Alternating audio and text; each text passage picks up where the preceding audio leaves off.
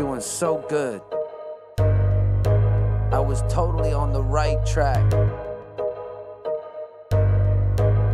You know how sometimes just shit happens? Yeah, well, I got derailed again. I'm slipping off of these tracks and flipping over the edge. I'm about to crash and burn, I got derailed again. I tried stopping the train, but it ain't stopping no way. And I can't solve it, so I guess I'll get derailed again. I'm slipping off of these tracks and flipping over the edge. I'm about to crash and burn, I got derailed again. I tried stopping the train, but it ain't stopping no way. And I can't solve it, so I guess I'll get derailed again. Crash and I burn, the ash of my urn. Sadly got no last of my words, imagine deserve. Will this be the facts of my life, or just a crack in the curb? I'ma leave this one to God, hope it don't actually hurt. Listen, I need some answers, I'm questioning every move. Unless you wanna see me crash, I think it's best to tell the truth. Look, cause I'd have been around the block, been the addict, been the boss. I demanded sabotage, now I landed on the rock. Bottom the bottomless drop, dropping me off of the clock. Stopping the tick-tock, time on banded lock. No more relationships, kissing them with the gator lips, twisting them like tornado whips. Listen to fucking nature, bitch. I let it go into autopilot while you get the drunk, driving us over the cliff, flying and hoping we don't die. And it's hopeless, we both tried to go with the flow, cried, the tears in the flow dried, and now you ghost. I'm slipping off of these tracks and flipping over the edge. I'm about to crash and burn, I got derailed again. I tried stopping the train, but it ain't stopping no way. And I can't solve it, so I guess I'll get derailed again. I'm slipping off of these tracks and flipping over the edge. I'm about to crash and burn, I got derailed again. I tried stopping the train, but it ain't stopping no way. And I can't solve it, so I guess I'll get derailed again. Put the hourglass behind you and hope it breaks in the wind, and you can keep all of your blessings, I'll just live in my sin. Cause I don't wanna be your lover, I don't wanna be your friend. I don't wanna be that person you can count on or depend. And I'ma treat you like you treated me, put you in the back to burn. Don't give a fuck about your ass, it's blurred. The act of murder is taxidermy, that's a first degree. Turn up on this track, put the facts in the hearse to be free. Cause I ain't playing when it comes to my life. If you try to take what's mine, I don't have to think twice. Cause the passengers in the front, cause I ain't going back. I'ma take them out first, use their bodies as a map. And when I make it out, I'ma write a new story. I'ma tell you about all the pain and all the glory, I'ma lay it out. For the haters in my 40s, I'm just too damn old for these games, can't afford it. I'm slipping off of these tracks and flipping over the edge. I'm about to crash and burn, I got derailed again. I tried stopping the train, but it ain't stopping no way. And I can't solve it, so I guess I'll get derailed again. I'm slipping off of these tracks and flipping over the edge. I'm about to crash and burn, I got derailed again. I tried stopping the train, but it ain't stopping no way. And I can't solve it, so I guess I'll get derailed again.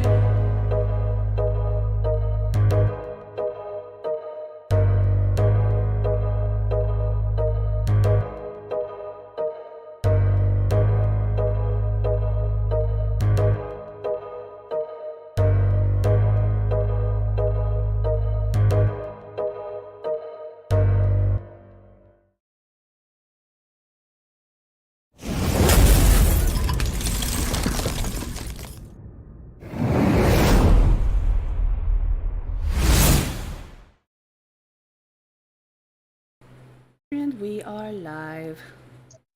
It's an Elsewhere podcast.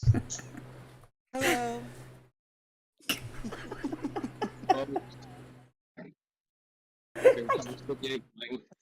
How are you guys doing today? Who's our guest? Hi. Hello, Skulls. How are you? It's Jonathan Davis from Korn. A little bit, yeah. Sometimes when I want to be. Or Korn. Ooh, ah, ooh, ooh, ah, ah, ah. No, just kidding. What's up, baby? Oh my fucking god. I'm dead. Alright, so So I guess thank you. Here, I'm on a podcast right now. I love you. Is this, you want me to keep this here? Okay, I love you. Oh my Lord have mercy. My face hurts now. Great way to start the live, right? 2 seconds in, the cat's broken. We gotta say shout out to Mandy, shout out to friends, shout out to Jorge or George. Well, I don't know what do we go by? Timothy, Mrs. Traumatos, Lena was good, Darth was good. You can tell he does lives. Yeah. Did I say Timothy? Casey? Say it again, Timothy. Yeah. We got Jay, Desiree, Jackie H. Appreciate y'all showing up. I'm just gonna sit back. Y'all do. Y'all don't even need me. You got Skulls doing the intro. You got Blindsight doing the shout outs, and I'm just gonna hang out. We got Holly in the building now. Everyone is here, man. How's your weekends going? Shit. I'm not working. Does that count? Well, yeah. I actually don't have to work. I'm supposed to be cleaning.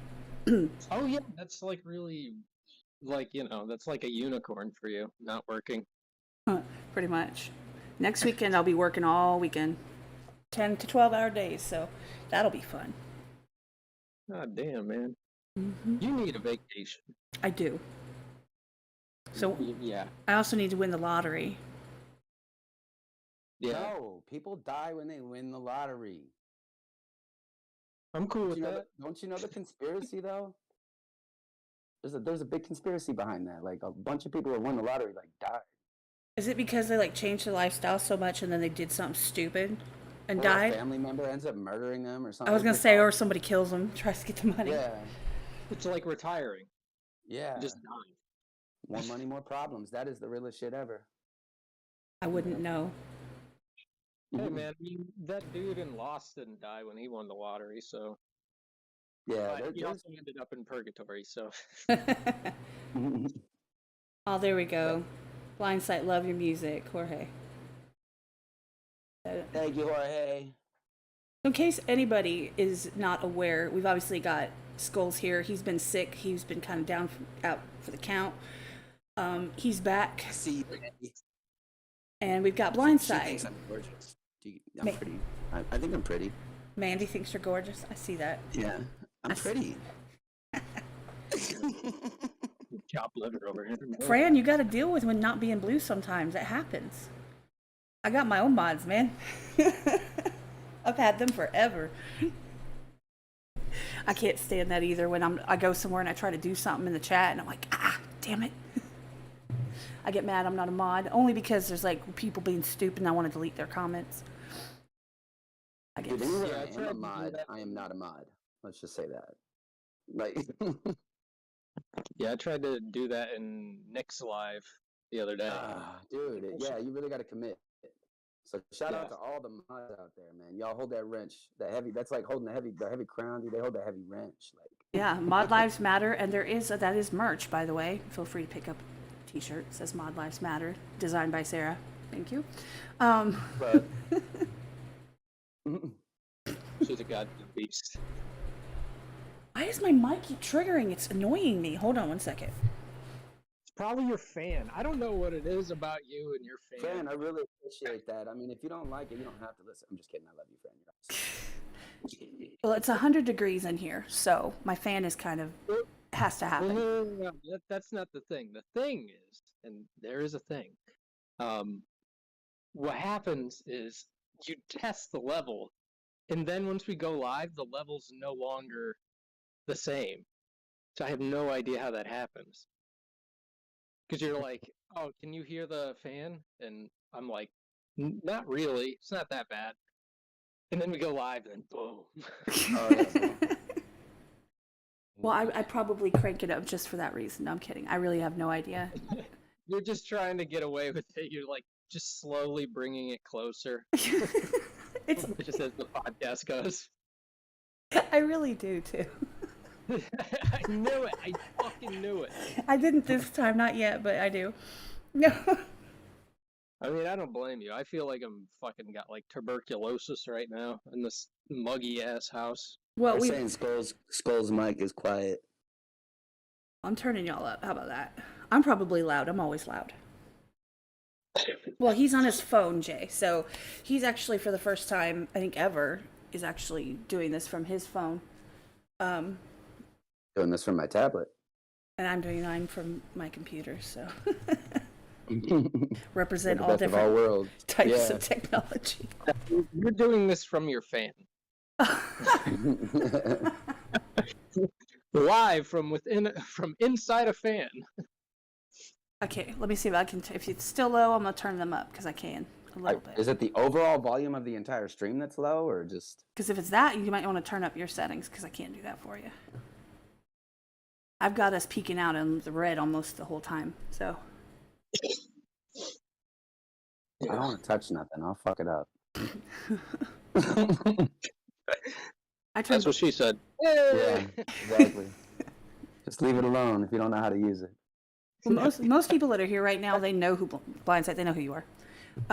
Yeah. They've been in your lives. They've heard your music. If you haven't, go check the description. It is in there. Or hit !Blindsight. Which, if Streamlabs decides to be my friend today, you can. If you shut it on and off, that's what I had to do to get mine to work. I just shut it on and off and refresh the page, and boom, it worked again. Yeah, I kind of like I've unplugged it and counted to 15 and then plugged it back in. It still doesn't work. Streamlabs hates me. Wait, Streamlabs comes with a plug? Is there a plug I'm supposed to be using? What am I doing? I'm trying to do that right now. See, I'm trying to do it. Do it. Y'all talk amongst yourselves while I'm trying to fix settings. Dang it. Yeah, I'm gonna try to fix my microphone. Yeah, it worked. Jackie, I want to tell Jackie that, Kat just won't do videos, so we just can't. It's on her. It's my fault. If you go to Skull's channel, !Skulls in the chat, or if you go to Blindsight's channel, which is right there in the chat as well, they're on video all the time. You can go see their pretty faces. Yeah, to be fair, too, I don't really want to go fucking video either.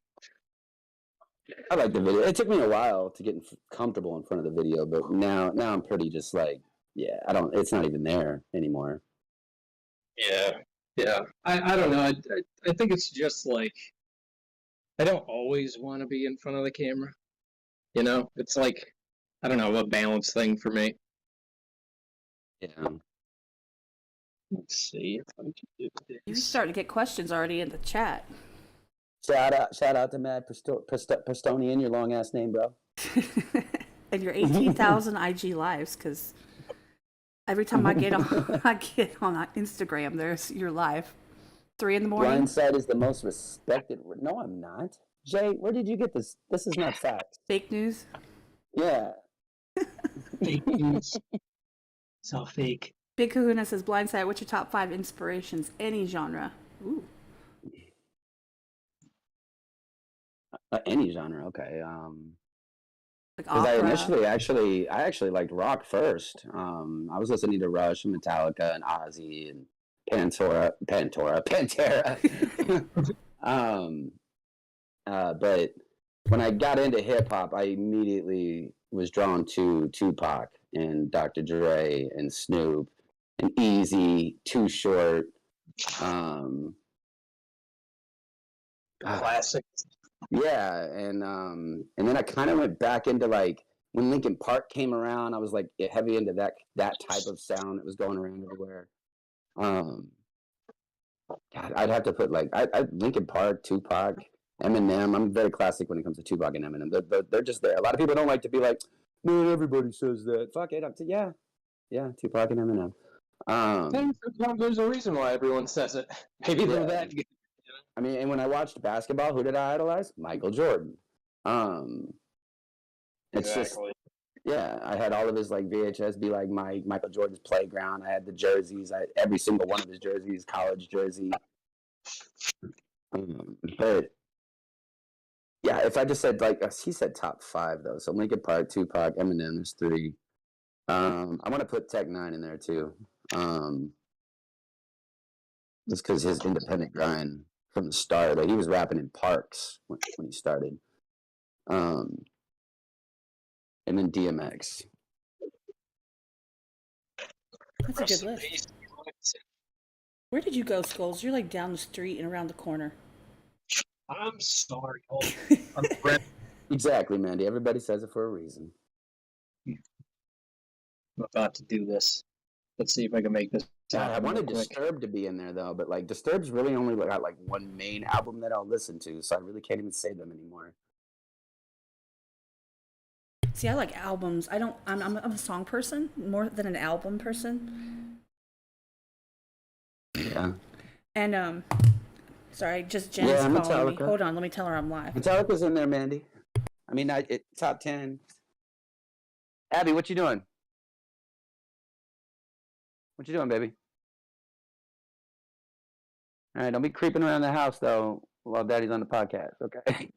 Love you. Oh my goodness. Yeah, my kids, they know. I was like, I'm live, and so I'm shutting the door. If the door is shut and I'm suffocating. She's just trying to like creep into the kitchen and just like, I know she's looking for them sweets. That's so cute though.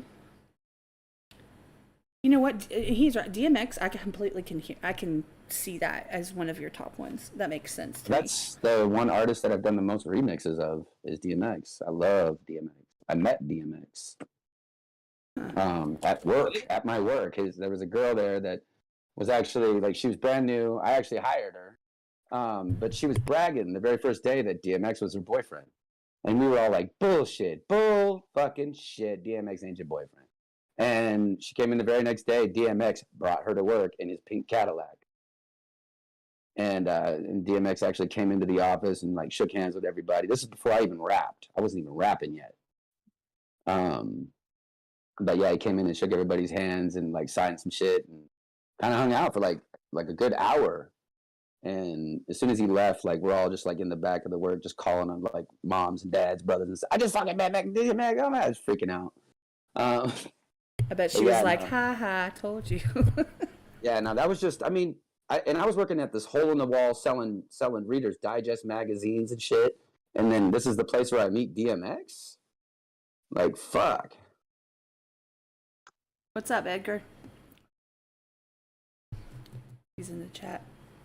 That's kind of crazy, though. I was all expecting like somebody to come in and say something. I'm like, I mean, in all honesty, it's weird to find people in the hole in the wall places. Like it is a lot smaller world than people think it is. And if you haven't, shout out XMC.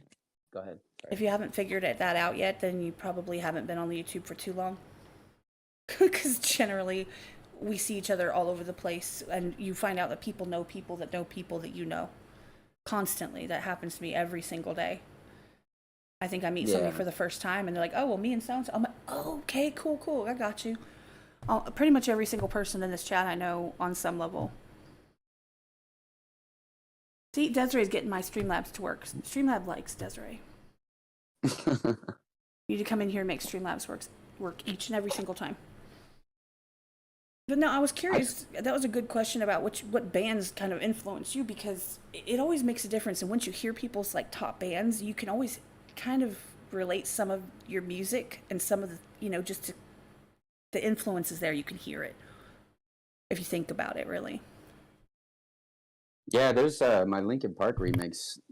I played it on live streams before, but Mandy actually pointed it out. There was like this one note where it's like watch you fall. It sounded just like him. Like I even was like kind of getting goosebumps and shit. I'm like, oh my god, it sounded like Chester, exactly like Chester. Because yeah, he's somebody. When I did One More Light, I actually watched his last concert that he did singing that song, and he was in the audience and like crying, and it was like super mad emotional. And right after I watched that, I recorded it. Because I wanted to be in his headspace when I recorded that song. And that was, I think, really like, I've done Broken, which was really like my first kind of singing song, the Broken remix. But I think One More Light was really the first time like I actually feel like I sang. Yeah, I can't sing for nothing. I can butcher a song better than almost anybody, though. Yeah. Hey, can you hear me? Hey, there he is. Yeah. Do I sound better? Yeah. Okay, cool. You sound quieter. I was trying to figure. Oh, okay. Hold on. Hold on. I think he got onto his. Is that better? Yeah, that's much better. Okay, cool. Hey. Nice to meet you guys. I'm here at the podcast. His voice is so much fuller. Yeah, He needs to I'm no read longer on audiobooks. the phone. Audiobooks. Oh yeah. Hey Skulls, we could like collab on that. You want to collab on an audiobook? Yeah, let's do it. I get chapter one, We'll you make get chapter millions, two. bro. We'll make millions, dude. Blindsight can What are do we the reading? female version. Oh, we're gonna have to do that fantasy naughty stuff, bro. We get. Oh, I'm so down. I don't even know what Yeah. that stuff is. I don't know what y'all talking about. I'll just do impersonations as I read. Yeah, you can be like the ad libs of it all. Yeah, right.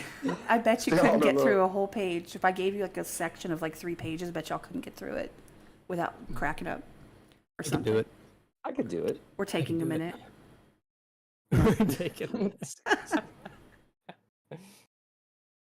I mean, but I still Abby, don't know. are you playing with water, Abby? Oh, that's a dog's feet. What the? That's weird sound. All right. Little pitter patter on the tile sounded like water was dripping. Yeah, I was really, really surprised when Kat showed me. I forget what song, but you were singing in it. I was really surprised at how good your voice was. It was One More Light. Yeah, it was One More Light. Yep, I was pretty sure, but I was like, I was "Ah, with no." Marianne. She was a finalist on X Factor. Really? Oh Yeah. wow, she was excellent too. Yeah, she wasn't very familiar with the song, which I did like. That was her second take. She sent me an original take, but I actually had her sing it again to get the take that we did end up getting. But she just wasn't familiar with it. And you do when you want to portray the right emotion for it, just not to sound karaoke. Like you got to really get involved with it. Yeah, yeah. You got to have some kind of emotional connection to the song. That's why I did what I did True. when I recorded my piece by watching Chester's video. I kind of went down like a whole little Chester like rabbit hole on YouTube right before I sang that song. I just wanted to get in that head. I was just like, okay, all right, Chester, come on, consume me and help me sing this song, please. Oh yeah. No, I've been down that road. I mean, you got like some of my heavier songs that I've done. You definitely have to put yourself in that mindset, or people smell the phoniness of it all. Yeah, it's. I mean, I'm kind of new still to singing, and I do want to try to like implement it more into my stuff. Like, I want to just be like rapping, and then all of a sudden break out into this like sexy fucking Rico Suave singing voice, and just blow people's minds, and like, holy shit. Kind of like how Blind Fury does. Like Blind Fury will do that. He'll do a lot of rapping and then bust out into a sing because he can do both. I don't know what's going on with Blind Fury though. He's going country now, I guess. Huh. He's about to be a country singer. I mean, if that's where his calling is leading him. Yeah, I never saw that coming, but it's cool. He sings good, and he's got that country tone, that country twang. What's up, Rude? I like artists like that though. I like artists that just follow wherever inspiration hits Yeah. them. Yeah, he doesn't, You know? and he'll still mess around with rap, but he's kind of in that. I think in that mindset, he's just like, I've been doing rap for 20 some odd years or whatever, and just change it up. Just Yeah, you gotta change it up. You gotta keep it just Eminem interesting. and just switch up and go punk rock or pop punk or whatever the fuck MGK. Yeah, pull an MGK. That's what I was Yeah. about to say. Maybe not quite like that, but Yeah. Schools, No, you probably didn't Well, hear no. it, but he just released a song. Blindsight Who? did, with Natalie. oh really? You don't own me. Hmm Okay, I'm definitely gonna have to check it out. Yeah, it's pretty awesome. I didn't mean to interrupt you. You're talking about Crip. Oh, well, what was I going to say? Oh, when me and Crip were dissing each other, that was what he decided to use was Killshot Instrumental. He even told me when I met him, he's like, I was trying to end you. Like, I didn't want to ever see you again. So I used Killshot because it was right when Killshot, it was like months after Killshot dropped. Crip blew up off of his Killshot reaction. He got like 200,000 subscribers off of that video. When I dissed Crip, he only had 50,000 subscribers, and Oh, it was, and when I so he started a contest to diss him. He has it's Diss Crypt, and he did 6 of them. I was the last one. He didn't do any more after Diss Crypt 6, and so he put out where you diss him, and if you win, he'll diss you back, and you win a hoodie. That was all it was, and I had been just starting to kind of finally get good at rapping. Like I was just starting to finally get good. I'd been rapping already for like 4 or 5 years. I only had like 400 subscribers. Most of the time, I rapped about blindness. I was kind of like advocating for the blind for a while. But I just decided, like, fuck it, I'm gonna go all out. I've been watching Crip for a couple of months, and I was really into his videos, and I just liked him and his personality. And so when he did that, I was like, fuck, I went all out, did the whole video, and my brother actually sit in the chair. Like, I don't know if y'all ever saw my diss Crip where I diss him, but I had my brother who's like 450 pounds chilling in the chair, put a pillowcase over his head. This was right before the scene where I actually kidnapped Crip from his little closet studio room thing. And then I tie him up at my house, and I'm just basically rapping all Drill's eyes out. And you hear all the sound effects and the drill sound and everything. I made it very cinematic. But I ended up winning that shit. And he liked it so much. Actually, it was his brother, Crip's brother, that really became a fan of me. He's like, I really like this guy. He's like, I think we should meet him. And it was Crip's brother that actually reached out to me on Facebook and messaged me. And he's like, hey, me and Crip would love to have you fly out and do a music video together. And like, I was always like, because I had watched plenty of YouTubers, like, you know, they get this big shouty from another big YouTuber, and they come and they fucking change their life, and it's all this amazing shit. And I was like, oh my God, it's happening to me. But it was when that Killshot video, back to that, the Killshot, when Eminem actually dropped Killshot, Crip dropped his reaction and just blew the fuck up. A lot of people actually blew up when that video dropped, and people who reacted to it, a lot of people blew it. Shaq blew up from it too. But yeah, he blew up from like 50, and he was suddenly at like 350,000 K. And we hadn't even like flown out there. We hadn't even announced that I won the contest yet. This was like a few months later. Like, it got postponed because he blew up. So he finally did his reaction to the Crip diss, and you go all the way to the end. I win. But where the fuck was I going with this? He ended up wanting to do, when he dissed me back, when I won the contest, he chose the Killshot because that's what he blew up, and most people on his channel knew him for that. So he was like, oh, this is the perfect beat. I'll end Blindsight with this. And he did really good. Like, I still say he won, but like, I said it in my diss. Like, either way, I win. Like, if you beat a blind guy, big surprise. This is what I said in my diss. If you beat a blind guy, big surprise. But if I beat you, you're a bitch for life. Okay. So it didn't matter if he won or lose, and if he win or if I win or lose, I win. And and once I said that, he said that was he said, besides my baboon line that I gave him, all I said was he smelled like a baboon. But he took that shit so personal that when I flew out to his house, he had air scents all up in the bathrooms. Every wall had a fucking air scent socket. Like, he made sure his house was smelling like roses when I walked in that bitch. That's so funny. Because he was just like, I don't know about your little blind, smelly senses. I was making sure you didn't smell nothing but sweet smelling roses and cinnamon. But yeah, that baboon line hit him. But I'm not even gonna lie, I'm the same way. Though whenever anybody comes over my house, I fucking open the windows, make sure you don't smell me if I'm not smelling. Yeah. Well, he when he dropped his diss though, this is funny too, because he the reason I knew he was serious is because at the time, because I'm now divorced, but he in his rap he said, I'm gonna be fucking your wife. Me and your wife are gonna be fucking like monkeys or some shit like that. And he meant that as a fucking like, like, ooh, this'll get him, even though he didn't realize like we've been done for a while. But anyway, you're like, you can have her. Yeah, it's whatever. But no, I just told him, I was like, dude, if you would have said anything about my daughter, this would have never happened. Like, it would have been a whole another story.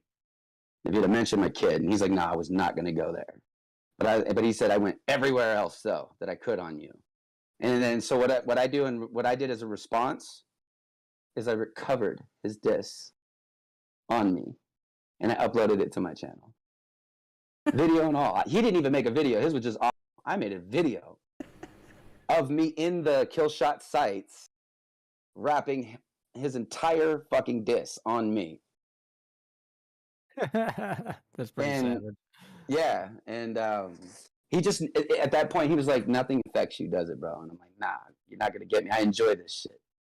Like, you can cut me down all you want. I love when people think like the blind angle is the way to go at me. It's like you lost immediately.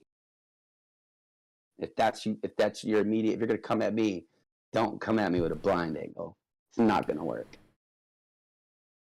You can make all the blind jokes you want, all the funny this, funny it. Nah. As long as I I'll don't flip mention your kid, flip because every line. that should be off limits. I know people say that in battle, like any kind of battle, diss battle, that shit's like all kind of, it's, you know, you can go anywhere with that, you know, you get as nasty as you want to, but I think kids are off limits. Yeah, I even though I know Eminem, everybody's like, "Oh, Eminem said nothing's off limits, nothing's off the table," and now a lot of people think now it's okay just to fucking go ahead and attack people's kids, and no, it's still like there's a respect that even in the hip hop community, like, no, that like you should not do that. But there, if it's real beef, like that's when you know, like when you take it across that line, you are making it real beef now. It's no longer on music. It's no longer on the track. It's now on the streets. Like if I see you, I'm gonna do something to you. I'm gonna harm you. I'm gonna hurt you. And see, honestly, I think there's two places where people cross the line. That's one of them. I think the other place is where people get vile, like despicable. You know, like there's a very specific person that did a specific diss, and they were dissing Lil Nas X, and they literally were talking about how they were going to kill him with basically a dildo that had, you know, was going to cut him up, like from the inside out. Like, it just, what? Like, who the fuck says that? Sounds like one of your books. That's, no, I'm saying like somebody's going to like murder them like that. Like, that's just fucked up. Like, you need to, like, Yeah, no, that's it literally was like, you need to die. And I don't think anyone should go to that level where like you should die. You should either like off yourself, or somebody needs to come attack you, hold you down, and like destroy you in that particular manner. I thought that was vile, and that was way too far. In my opinion, I'm not a fan of like Lil Nas X at all. I think he's despicable. Yeah. But yet, anyone that would stoop to that level, I think is despicable as well. Those are the two lines that I think there are. Everything else is kind of out there, which is why I don't get into battles with people, because I don't want to have people be mean to me. But people should be nice. I ain't gonna lie, like dissing Screwface was the first time that I ever like received hate ever in my life, like being on YouTube. Like I had received like a few comments here and there from people just being a dick, but when I did Screwface, no, that was the first time like I even seen people that I thought were like, you know, we were cool, totally flip on me. And it was really hard to see, and I struggled really hard actually at first. When I dropped that diss, I was really anticipating Screw to drop a fucking diss track back. And no, he decided, Crip called me before Screw even dropped his response video, and let me know that Screw was gonna react to my Blindsight diss, or this is my Screwface diss. And he said that he's gonna just tell it how it is. And I was like, all right, so he's not gonna drop a track? So he's turning this into, I'm gonna expose the motherfucker for clout chasing now. What if, like, everybody clout chases? I will agree with Grizzy on that. Everybody clout chases. But it wasn't really Screwface had a problem with me having a longer verse on YouTube Cypher 1. He was very mad that me, and I think Ben J too, we both had the longest verse on YouTube Cypher Volume 1. And he didn't like that. And he actually threw up such a fit that he had to be put on Cypher 2 as well. That's why Screwface is the only one that's on 2 ciphers. That's just lame. And so he just crybabied. Just fucking crybaby. But and that was really my thing. And then he did do a little drummer boy line that you don't know when rappers are subliminally dissing. Like, I just felt like Screwface just, even though we didn't really meet or talk or anything, he didn't like me right from the start. And I didn't even bring this up. When I was out at Crips, this was before YouTube Cypher Volume 1 even came out. This before any of that. I was actually cool with Screwface. Crypt and Screw were really good friends. And everything was fine. When I flew out to Crips' house and we dropped that music video, Rise Up, on Crips' channel, that same night, 4 hours later, my channel got deleted. I was on a live, on Screwface Jean's live, just donated $50 to Screwface to react to the Rise Up song that me and Crypt just did. And right after I dropped that $50, my channel got deleted. Ugh. What the fuck? And it was deleted for like 3 weeks. And I was like, as soon as we dropped Rise Up, I had already grown like 2,000 subscribers in that like two or 3 hour period. And I was just sitting at 400. So I was like, this was a big jump for me. And then for the video to get ripped down, or my channel to get fucking deleted, all of my content, everything I've ever done, gone. And then there's this big video on Crip's channel, the biggest video at the time that I've ever done, and I don't even get to like reap any benefits of it. Jesus. But you got it back though, right? I got it back 3 weeks later by fight. I fought it, and they actually told me that that people were saying that I was faking blindness and using it using it the wrong way. Like I was scam? faking yeah, they thought I was scamming. What did fucking Screwface do when he responded to my fucking diss? He said he ain't blind. He's faking it. Oh. Wow. And so the people like went all crazy about it and Yeah, and started all of his reporting it peeps for were just- scam. They started it. Yeah, and it's a conspiracy. There's no way to prove it. Definitely, you know what I mean? Like, there's no way to actually prove it, but it's just ironic. Speaking of disses, what's up, Chill Rock? King Diss over there. But no, that's crazy. I mean, honestly, but we've all experienced toxic fan bases. And, there's a lot of fan bases where there's tons and tons of great people. However, there's that dark side of them. I mean, honestly, man, I until he did that, like, I'm faking blind. It's a gimmick. This is all bullshit, y'all. He's really trying to like attack like something like that. It just blew my mind, and I lost any little ounce of respect I even had for him as a fucking artist at that point. Even like, I already fuck you as a person, but I still had respect for you as a rapper because Screwface can fucking rap. But yeah, when he's just doing that, I was like, dude, if you really are that good of a rapper, bro, you could have just fucking dropped the diss track and just buried me that way. Could have just kept it hip hop. Could have kept it just about that. No, you wanted to turn it into this stupid, nasty, ugly thing that it made a lot of people awkward for a while. Like, a lot of people pulled back from Screw because even they couldn't believe that he said that. They were like, did you just really say the Blindsight's not blind? Like, if you really know me, you fucking know. And Crypt met me, you know what I mean? And even he was questioning it when he first met me. He wasn't sure how blind I was, but when he finally met me, like right when I got out of the car, pulled up at the hotel, him and his brother were standing out there, and I got out the car. We all started walking into the hotel, and I went to finally actually, say what's up to Crypt and his brother. I went to his brother first, but my hand went right into his dick. Like I grabbed to break ice. Crypt's dick. Yeah, I grabbed his dick. And then right after that, I give Crypt a hug, and I'm like, I gotta piss. I go to the bathroom, and I can't find the light switch. Like, I'm feeling all along the walls inside, and I can't find the light switch. They're all out there laughing because the light switch is on the outside of the door. Oh, come on. So they couldn't just flip it on for you, just like give a guy a break? No, they did. No, it got flipped on fine. But I was like, Jesus Christ. But I had them, like, basically within minutes of meeting me, just laughing their fucking ass off. Edgar, that's... Do you see his If comment? you're blind, you don't need the lights to be on. Just, He goes, Screw's a decent rapper, but he's the wrong gender because all I see is bitch when I look at him. He gotta be female. Never seen a grown man cry so damn much. Jeez. Still, I don't know why he chose that to be the thing that. I don't know. That just to me it was just ignorant. It was I think ignorant. it sounds like that type of thing sounds like he got hit in the ego and he just couldn't handle it.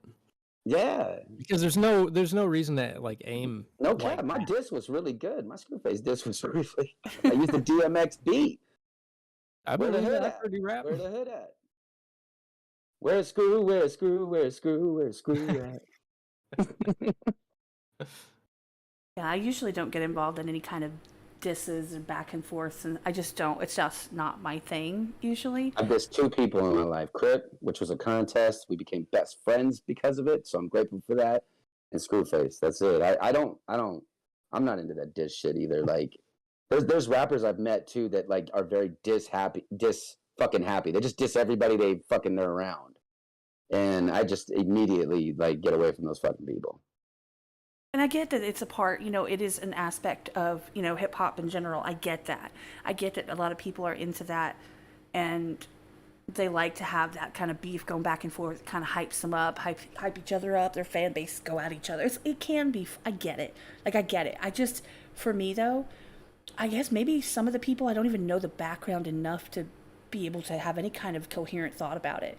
Like, I don't know enough about the people that are dissing each other to say, oh yeah, that's true, or oh, that's not right. And plus, I just don't want the drama in my life. Like, I just had my teen just came out here to ask me if on Monday I'll go get the pool passes for them. I'm like, I'm live, and she's like, I'm like, can I diss her? Diss track for my teen. Matter. Oh no, wait. I did drop one other diss track, but I don't think I deleted it off the channel. It's called Plot Twist. It was actually when I was married, my sister-in-law. You dissed your sister-in-law. Yeah. It's for my own like personal. Let me just fucking get this out, and then I deleted it later on. Oh, legit, man. I wish that I could. I'm pretty sure that there's a really good diss track located somewhere where your ex-in-laws are prostitutes, crackheads, and psychos. Like, there's so much fodder there to go at, but I'm just not, lyrical enough for that. Mm-mm. Oh, I'm sorry, Annette. I don't find that drama very compelling either way. I just think ideas are more interesting than the interrelations of 2 artists. But if you think about it, it can really do well for both, especially if they're both respectful Oh, to yeah. a point where No, they're no, I like, get that. they go Yeah, at no, each there's other. And it's like, very- yeah, let's go. Very respectful battles, man. But like people they cross the line too much, man. Yeah, you gotta.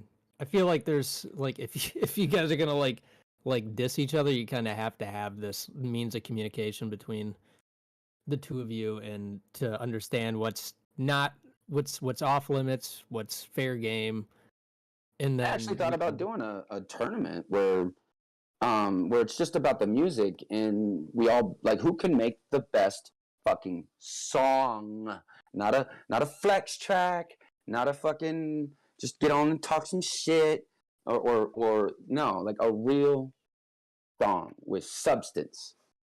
Yeah. It doesn't See, even that's need to what be. I don't care about no bars either. Like, tell a story. I actually prefer story rapping over all that wordplay shit. Fuck the wordplay shit. I want to just tell me how it is. Tell me directly, so I don't have to think. Well, I just want to know exactly what you're trying to tell me. Be straight. Like, I find my best writings are when I write like that. Whenever I do try to get all wordplay and let me play on this and play on that and do these weird little punchline, like sometimes that shit just gets lost and nobody even gets your message. No, I get that. The linguistic gymnastics sometimes. You're just like, okay, in the end, what the hell is this verse even actually about? Yeah. Well, And sometimes it's like just a matter of what the song's about too. Like some songs, There's songs that call for that. Just talk some shit and just flex. But Well, and I even do. just like I love flex tracks. indirectness or being indirect, like if you're like addressing something from your past or like addressing someone, then Yeah. like that song might call for more directness. If it's something a little bit, you know, subtle, then you can use some nuance. But that's the interesting thing about song making, is that finding the approach to the song that best suits the song.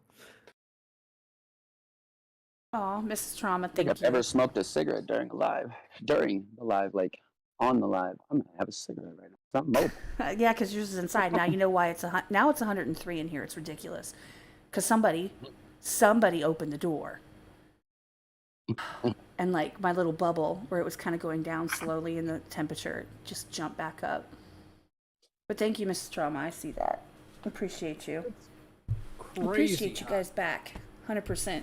Now, Yeah, I'm totally away from the comments, so if anybody's saying anything to me, I'm gonna miss it. well, the thing is, another thing that I'm really big on, and I say this all the time, I've said it multiple times in different platforms to different people for different reasons, and I usually use somebody like BTS as my example for a reason. I prefer the song to be all encompassing, kind of like a trip, where it's all inclusive. And Yeah. you go and everything's there. You don't have to like go somewhere else for like, you could literally stay your whole vacation. You could have it on the boat or wherever, or like the resort, and you never have to leave. Everything's there. I think songs should be that way.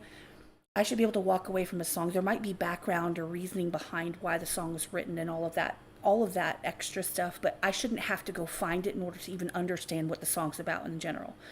There are times when people do some, like Eminem obviously is a clear example of, like, even though on the surface it can actually sound very like, okay, he just rapping, but no, he actually does layer a lot of meaning every fucking syllable, and it's insane.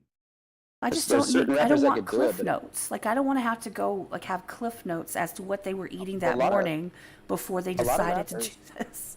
a lot of rappers write 4-bar stories, like little mini stories, is what it kind of ends up being. A lot of rappers, that's I've taken that approach where it's just basically a bunch of just 4 to 8-bar mini story, but still stay on topic. But it's just like, here's a couple of different sides of my story of this that I can tell you about. I've seen people do that. Hey, Yeah. Jay wants to know, Blindsight, how's the blues song coming? It's already done. Ooh, there you go. Everybody wants to hear a blues song. I'm totally bullshitting right now. So now Jay has the blues for real. That was like a troll. Love you, Jay. Oh my goodness. 103, yes, Chill Rock 103. I have a temperature on the side of my wall. It's a thing. But no, I just think that like I really appreciate people that can tell a story. However, I don't need every single song that someone puts out to be like a chapter in their novel. Right? I mean, you got to change it up sometimes. I mean, but I do appreciate that more than I appreciate, my big dick swinging and the pussies are popping and, I love rapping about my dick, though. It's great. Well, I personally don't like rapping about my dick, it's just. Must not be a very nice dick, then. No, It's not. It really isn't. Every rapper falls into the, like, every rapper say suck my dick at least once in a song. Like, it's going to happen. You're going to get some sort of dick reference somewhere. Well, I mean, I get it. I'm saying with the entire content. In any of your songs. Do I have any dick references? Any rapper, like whether you're just anything, like just my old stuff. Holy shit, yeah. All right, as long as it's there. I'm starting to get worried. I was like, "Fuck, Skulls is perfect." No, fucking no. It was all the goddamn time when I was in high school, and then I I was didn't like, start rapping until I was 30, so I started late. well, I took a long ass hiatus. 7 years not rapping, and but yeah, no, I was definitely in high school. There was a lot of awkward stages of talking about my dick. Well, does it make you feel stupid now to look back and think that you were talking about your teenage high school dick and not like a full grown ass man dick? Like, does that make a difference? I was bigger in high school. I don't know what you're talking about. You don't know nothing about my dick, okay? I don't. I didn't say I did. I'm just thinking. Gonna write a diss track to my dick? A dick track? No, I'm gonna call it My Penis is Soft. Penis. I'm just gonna name it. That's the track. Soft ass penis. Soft serve. Flaccid. Flaceline? I don't know. Lake Flaccid. Yeah. That can go on our map. God, yeah. Well, I don't know if you God, know this. fuck We them. have an entire map when it comes to elsewhere. It's our map. We have You Woody okay, Lake. baby? And he talks to his kid right as I'm talking about stuff that's inappropriate. That's awesome. I feel really bad now. Hey, back up from the TV, baby. You know not to be sitting right here. Get this cleaned up. Thank you, baby. Mm-mm. Yeah, I was trying to think of some dick bars I had, but can't even think of them. Name one Prince Albert. That's a dick bar. Get it? I think I had like a line where I said like, Did you miss "Your it? bitch has fun. Your bitch has fun with my dick like Jim Carrey." I totally did a really shady move. I told a girl like when I was like 16 or 17 that I had a Prince Albert just so that she'd like reach down my pants and check. See, at least you caught what I said. I thought I was pretty damn funny, and it was just like crickets. I was like, man, that was a good one. No, I got it. What did you say? I said, you wanted dick bars, just call it Prince Albert. It's a dick bar, get it? It's I get it. Yeah. yeah, okay. No, that was good. That was good. It's just I didn't hear knee it. So you had to slapper, the real knee explain it. And now that you explained it, it's not funny. But that's Right? because of me. That's not because of you. I'm so sad. I was really proud of that one, too. I fucked up your joke. I'm so sorry. I get like 2 every podcast. I get like 2. And that was like one of them, and it just Yeah, got clip ruined. that shit. Clip that shit. Somebody clip it now. Put it on TikTok. God, I don't even have a TikTok. You don't want one. I've uploaded 2 videos to TikTok, then deleted the app. Yeah, I just don't have it. I don't want one. I fucking hate it. I hate it so much. It's just like another one. Really? That's what I was thinking. It's just over and over again. I don't know. Like I need long form content to keep me interested. That's what she said. Hey. That was the second Yeah. one. I'm done. Give me the long strokes. Long strokes. Cat just gets in and then gets out. Wait, what? You said you were done. This is a wham bam, thank you, ma'am type situation there. Wham bam, thank you, ma'am. Really? Moving on. Sorry. I can't. Cool it there, fucking Prince Albert. It's hot in here. I'm like sweating. And that said she's gonna come feed me grapes and fan me, so I'm ready for that. Tanya, yeah, Jacob's Ladder is ridiculous. Jacob's Ladder. Yeah, those are ridiculous. It's an old ass movie, isn't it? Yeah, we'll just call it a movie and be done. Moving on. I didn't even know what it was. I was like, who's Jacob? What ladder? Like, Yeah, what year was that? Just Google it.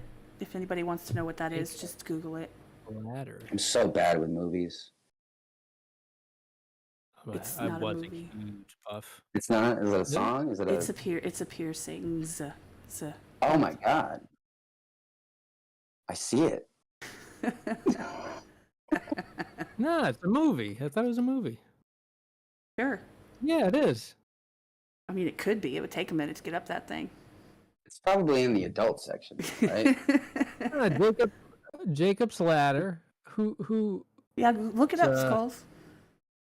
Adrian Lynn No, look it up. Go ahead. stars, starring Tim Robbins Oh, then there's no and sex going on Elizabeth. there with Pena. Tim Robbins. Hello. Yeah, Elizabeth Pena. and Tim Robbins. Or like Tim Throbbing, am I right?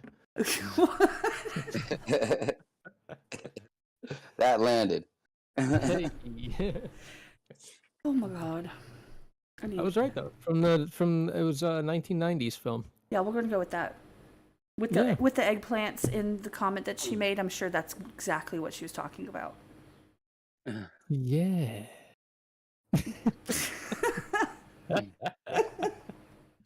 Why did I Google it? I already knew what it was. Okay. I just wanted to make sure when you Google it that it came up, and it did. Oh boy, it did. Now, away from the dick talk, because, as fun as it is, I can't relate. Personally. Yeah, you got 2 rappers on here right now. Leave the dick shit alone. Yeah. Leave the dicks alone. I do. It does. If you don't know, it doesn't bother me. This kind of content does not bother me at all. I'm usually the instigator. Unfortunately. Oh. It's funny you say that. I was just listening to Prodigy. Fucking Firestarter. Firestarter, yeah. I am the instigator. When that song first came out, I loved it. What's the album called? Fat of the Land, I think. That was such I actually think I went and stole the single from a wall. Oh yeah, like the single with the extra 2 different versions on there. Yeah, and the instrumental. I was like, damn, this album's cheap. You get home, you're like, god damn it. Yeah, got the wrong one. I was wondering why it was so cheap. No, I miss that, but I hate it. I had so many of those singles, and I get mad and buy the album. I miss all my albums, and then Napster, R.I.P. I never used Napster. I used LimeWire. Well, yeah, LimeWire came after. I thought LimeWire came after Napster, but I don't know. I remember downloading MIDI files. I know there was a lot of artists who just used Napster and LimeWire to see where people were downloading their music, so they could just go do shows there, which was really fucking smart. But I think people started titling their songs weird and getting it just got confusing. You didn't know what track you were actually downloading it. Yeah, I got a lot of Bill Clinton saying that he didn't have sexual relations with that woman.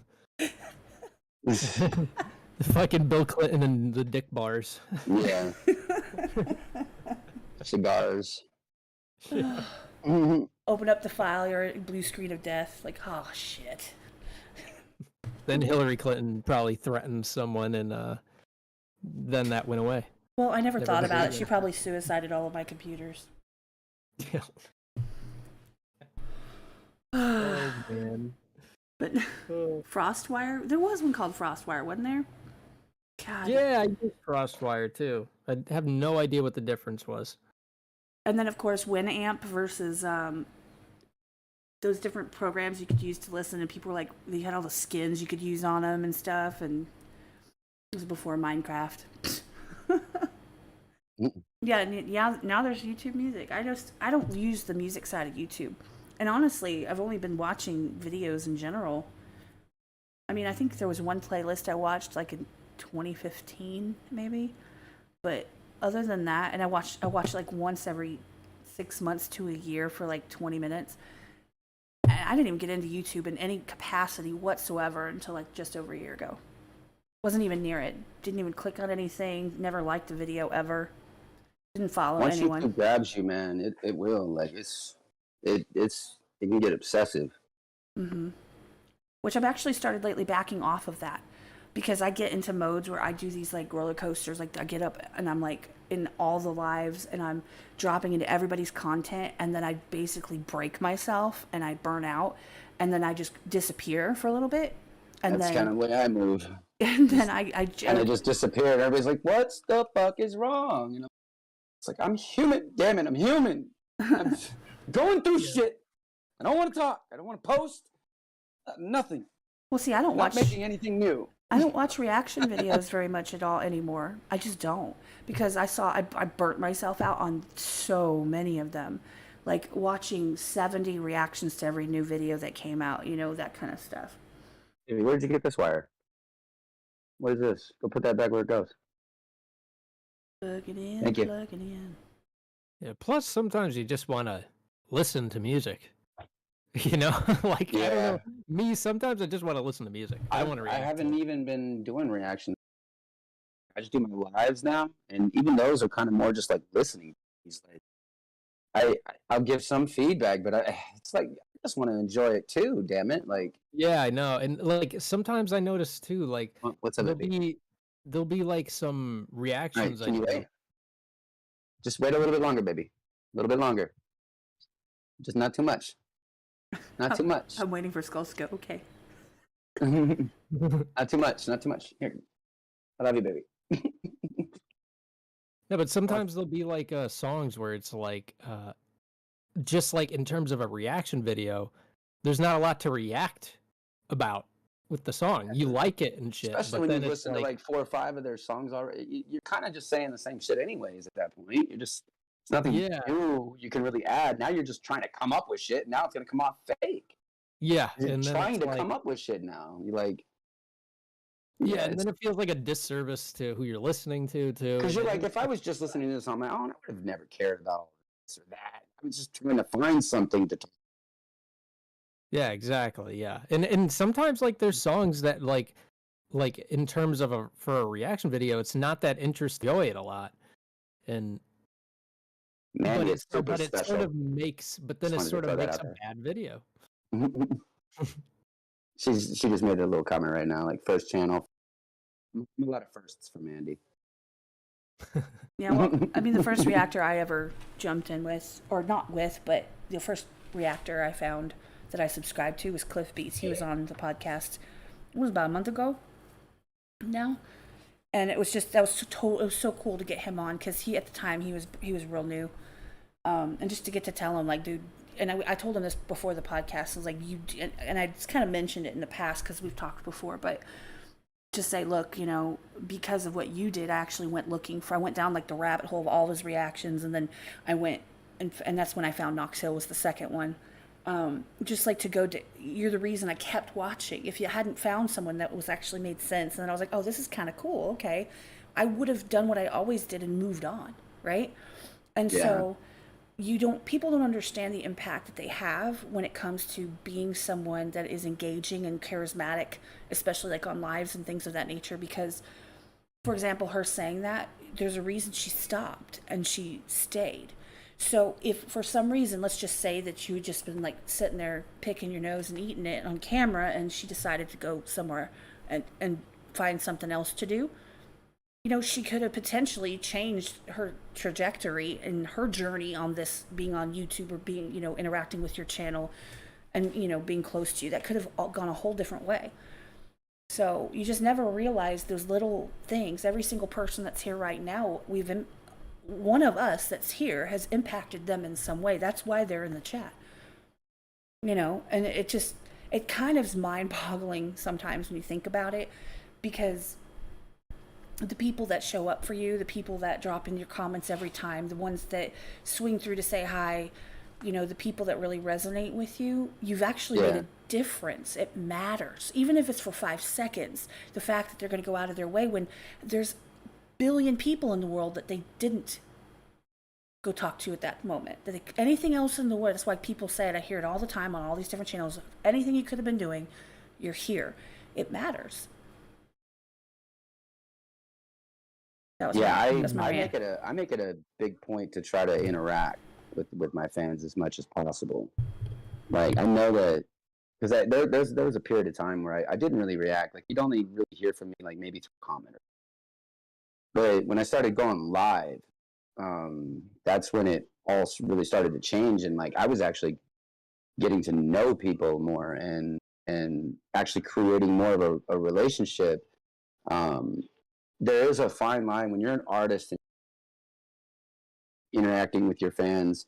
There is a line that you got to make sure doesn't get crossed, because a lot of times, and I've had to deal with this, where you interact with a fan so much, and then you get busy, and there's a lot of people hitting you up. You don't talk to them for a while, kind of, and then they get mad, and now they're message. It's I've seen a lot of when you. What am I trying to say? When you get really close to them, it's just better not to. No, that makes complete sense. It's No. just better not to because I'm very selective. Like there's a I fear my bubble that like I only let certain people into the small little bubble, and then everybody else is outside of that. Fuck that. And some are even farther away than that. Like, well, I think only like you can only give so much of yourself to so many people, and it's like if you're giving yourself to everyone, then you're spreading yourself way too thin. yeah, and you get burnt, and then I disappear for 2 or 3 weeks, and then everybody's like, "Well, I guess he quit. I guess and you lose fans left and right just because you stopped interacting with them as much as you did for 1 or 2 days." Yeah. What's you have up, to Larry and manage the Reese? Welcome in. expectations. Welcome, Larry. Welcome, Reese. What up, bro? Oh, and Jedi's in here too. I see you. No, but you're completely right. Like I used to joke, which it wasn't really a joke. It's true. I say I keep my circle so small. It's like a decimal point, and I really did for a good long while. But then I opened up and I let too many people in. Right. Well, then you get in the bad habit of oversharing, and when you're in a position to overshare, you have to be super careful. Right? Because you just think that people are, if you're being genuine and kind, you think people are going to be genuine and kind to you also. So then something goes south because it's, a social aspect of it and people can be assholes. And all of a sudden, You can end up like me. You can end up like me and have a really crazy psycho fan posting DM on Instagram trying to put you on blast. Well, yeah, that. Shout out to Monica. Lewinsky? Malucci. Hey. What up? I didn't get to see any of that, so I might have to go do stock mode and see if I can find all of that drama. Just so I can be a part of it. I feel like I'm a part of the history. Or at least get the screen names so that I know if they show up. Yeah, no, it's just it's a perfect example of like when you talk to somebody for so much and then they think like you're like their bestest friend ever in the whole wide world, and they need to talk to you every day, and it got so ridiculous, and I just couldn't respond anymore. I was kind of like, this is a little too much. It's too much, and yeah, she ended up just getting really salty, and I was like, all right, well, we've talked about certain things. I'm going to put you on blast. She didn't realize at the time that like I was already like ending my marriage. So she actually was doing it with intention to ruin my marriage. See, that's messed up. Yeah, that's crossing that line. Yeah. We're talking about. I mean, it's petty as fuck is what it is. Yeah, it's really. She just looked like, it is what it is. She wasn't getting the attention from her, so she got fucking pissed off and thought she'd get back at me somehow. I mean, in all honesty, I don't understand. It's like I said about Jerry Springer. It's like, why? For why? If somebody's going to, like, literally, like, honestly, there's a big difference between, you don't know what's going on and somebody literally is, like, ghosted your ass. Like, there's a big difference. And if I'm not going to chase anybody. I'm not chasing anybody down. I'll ask, like, what's going on? How's it going? And then I'll be like, fine, well, okay then. And move the fuck on. Even if I don't want to, I'll still move the fuck on because I'm not going to chase anyone. But I'm not going to get mad about it and, like, post it publicly and like try to, twist things and, fuck up their world. Like, just. Yeah, she was even messaging my fans. She messaged my ex-wife. Oh my God. Like, yeah. And you know what though? It didn't do not a damn thing because she was unaware that things were already ending and all you bitch you think ain't getting blindsight. Sorry, it is what it is. I when she did that, it really like I was fucking furious. I was furious. Because I the just couldn't intent was believe there. that. Yeah. It was all intent. Yeah, you don't fuck with someone's life. Like that's. Yeah, she's trying to ruin it. She's even made. She actually made. No, I'm not going to put any more on blast. I'm not. Then I'm just. So, but yeah, no, she's just very confused person, and she needs fucking mental help. That's where it ended up being. Like, she's made certain comments to me about certain things that just told me she needs mental help. And you're not a professional, so. No. Yeah, a So lot of people stalkers look in getting the wrong salty and corner. petty. Yeah, I pretty even much. had to catch myself right now. I was like, fuck, I'm stooping down to her level, like putting everything out. No, I don't want to be that. So, but yeah, just, I think saying her name was enough. No, it is what it is. I mean, in all honesty, I mean, fellas, look out for Monica, man. She'll turn on you, bros. oh my Sorry. God, Larry. What the fuck? What did Larry do? Yeah, Reese makes me wear gimp suits sometimes, and I don't like chafing. What the Is this Pulp Fiction? Next time, could you put that in your music video? Thanks. Appreciate it. I would watch just Oh wait, for that. in mine? No. What are we talking about? Larry. Oh, in his gimp suit. yeah, Larry, you do that. Yeah, not for me. For Kat. Yeah, for me. Do it for me. Reese, make him do it. But no, that's the thing is that people get the worst part is when you are very genuine and open, and you tend to be open, like that's kind of my shtick. I say it's a shtick. It's not. It's a real thing. I am unapologetically myself, and people tend to. I don't want to say take advantage because I'm kind of a mean ass bitch, and so people don't really take advantage of it. However, they have the opportunity to because I open myself up a little bit too much, more than I should, and I'm trying to be a little bit better, do that a little bit less, to protect myself from those kind of things, especially as I am more places, I do more things, I have more people around. I have to be a little bit more careful. But Yeah, I think it's more just about your personal life, your family life, and stuff like that. For me, Hey, everything else. Hold I'll on, be hold on 1 second. You guys talk for a second. I'm gonna get real quick. okay. I'll be right back.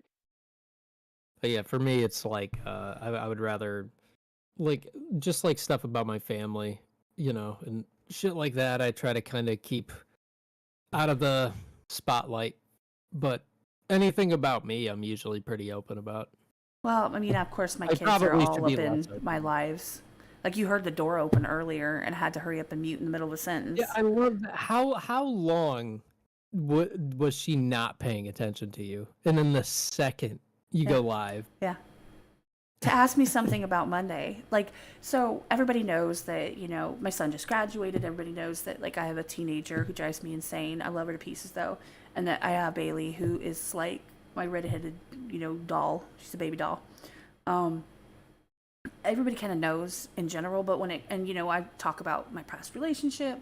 And of course, I don't touch on every single thing, but I do use that because that's where my experience comes from. So when I'm trying to talk about something, I refer to that and I'm very open about it. However, I'm not necessarily putting their phone number and their address out there per se. I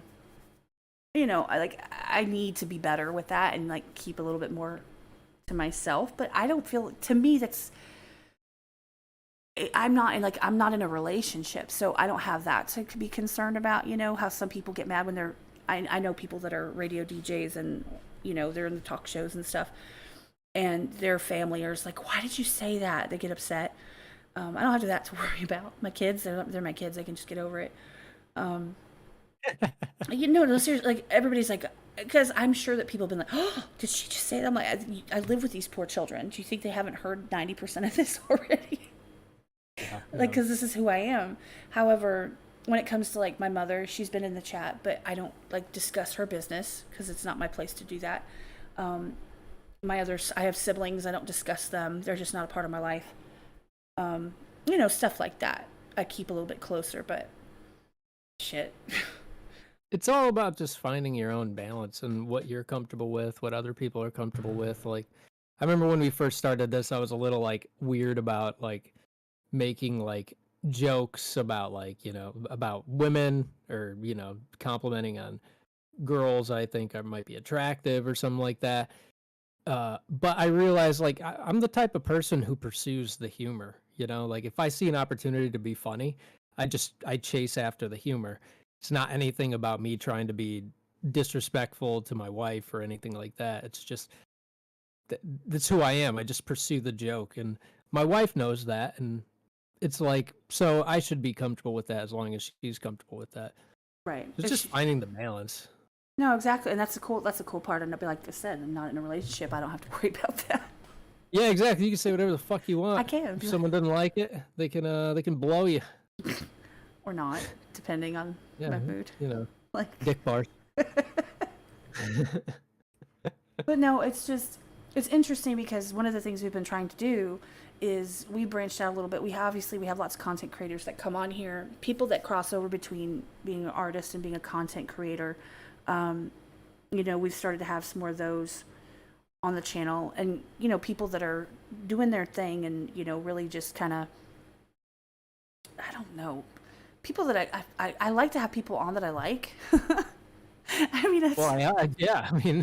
mean, I don't ever want to have somebody on for the sole purpose of being an asshole. Like, I don't want to bring somebody on for the sole purpose of fucking with them or knowing full and well that I'm just going to be pissed off and like nasty to them. I'm never going to do that because that to me makes no sense. Well, yeah, I mean, like it's always been like we can have people on here that we disagree with and all that. It's just a matter of if it's it's civil. Yeah, I mean, that's the thing is, like, you can disagree with people. There's some things that people do, and I'm just like, but that doesn't make me not like them as people. I want to at least be able to appreciate someone as a person. Like, I appreciate you. I appreciate Blindsight and everybody that's been on this channel so far. I know them all. It's in some capacity personally, and I say personally within the context of online, of course. Yeah. But I have claws. Yes, I do have claws. My daughter has claws, man. Anybody seen her nail page? Jesus Christ. But no, and it's cool to have people on that are in different walks of life and different, they're doing different things. Both you and Blindsight have that in common, where you're both content creators, but you're artists. And to be honest, you guys are artists at heart and artists first, if I'm not mistaken. Yeah, no, definitely. I mean, not for me, all. Not I at can't all. speak for him. Not for me. Not at all. No, I'm just kidding. That was the perfect time to come in. The skull's speaking for me. This ain't happening. No, but that's the thing is that even if you do content creation in any capacity, I mean, you can tell that some people, that's your guys' passion. That's what you guys are, you love to do. You love to make music. You love to, it's so much fun when anybody, and this is not just you guys, there's other people that do it too. They find I suddenly start getting DMs about beats, like, oh my God, you got to hear this. I'm like, oh shit. Because, you hear a beat and then people want to jump on it. See, me, I don't have that thought process. I'm not like, oh, this is a fire beat, I need to jump on this one. I'm like, that was cool, and I move on. You guys are like, oh, I could do something with this. When I made that song I'm Done that you guys heard on the contest, like, that song was all done in one day. And I made the beat from scratch and recorded all the vocals, mixed it, mastered it, everything, all in probably half a day. You were on one at that From point. start You're to a scratch. fucking savage, bro. That's crazy. I haven't made a new song since. I did a couple of challenges. I think I did the Crypt challenge after, but that was it. Like, I've not made an actual song for myself, for my own catalog, since I'm done. How many albums have you put out? I only did an EP and one album. I did a whole bunch of singles, but I actually took them all, like a lot of them, down off of streaming. They just were not what I make now. And I didn't want my discography just being smothered with all this like trash, and there's only these amount of gems here. So I was like, let me get all the trash out of here. So all it is gem.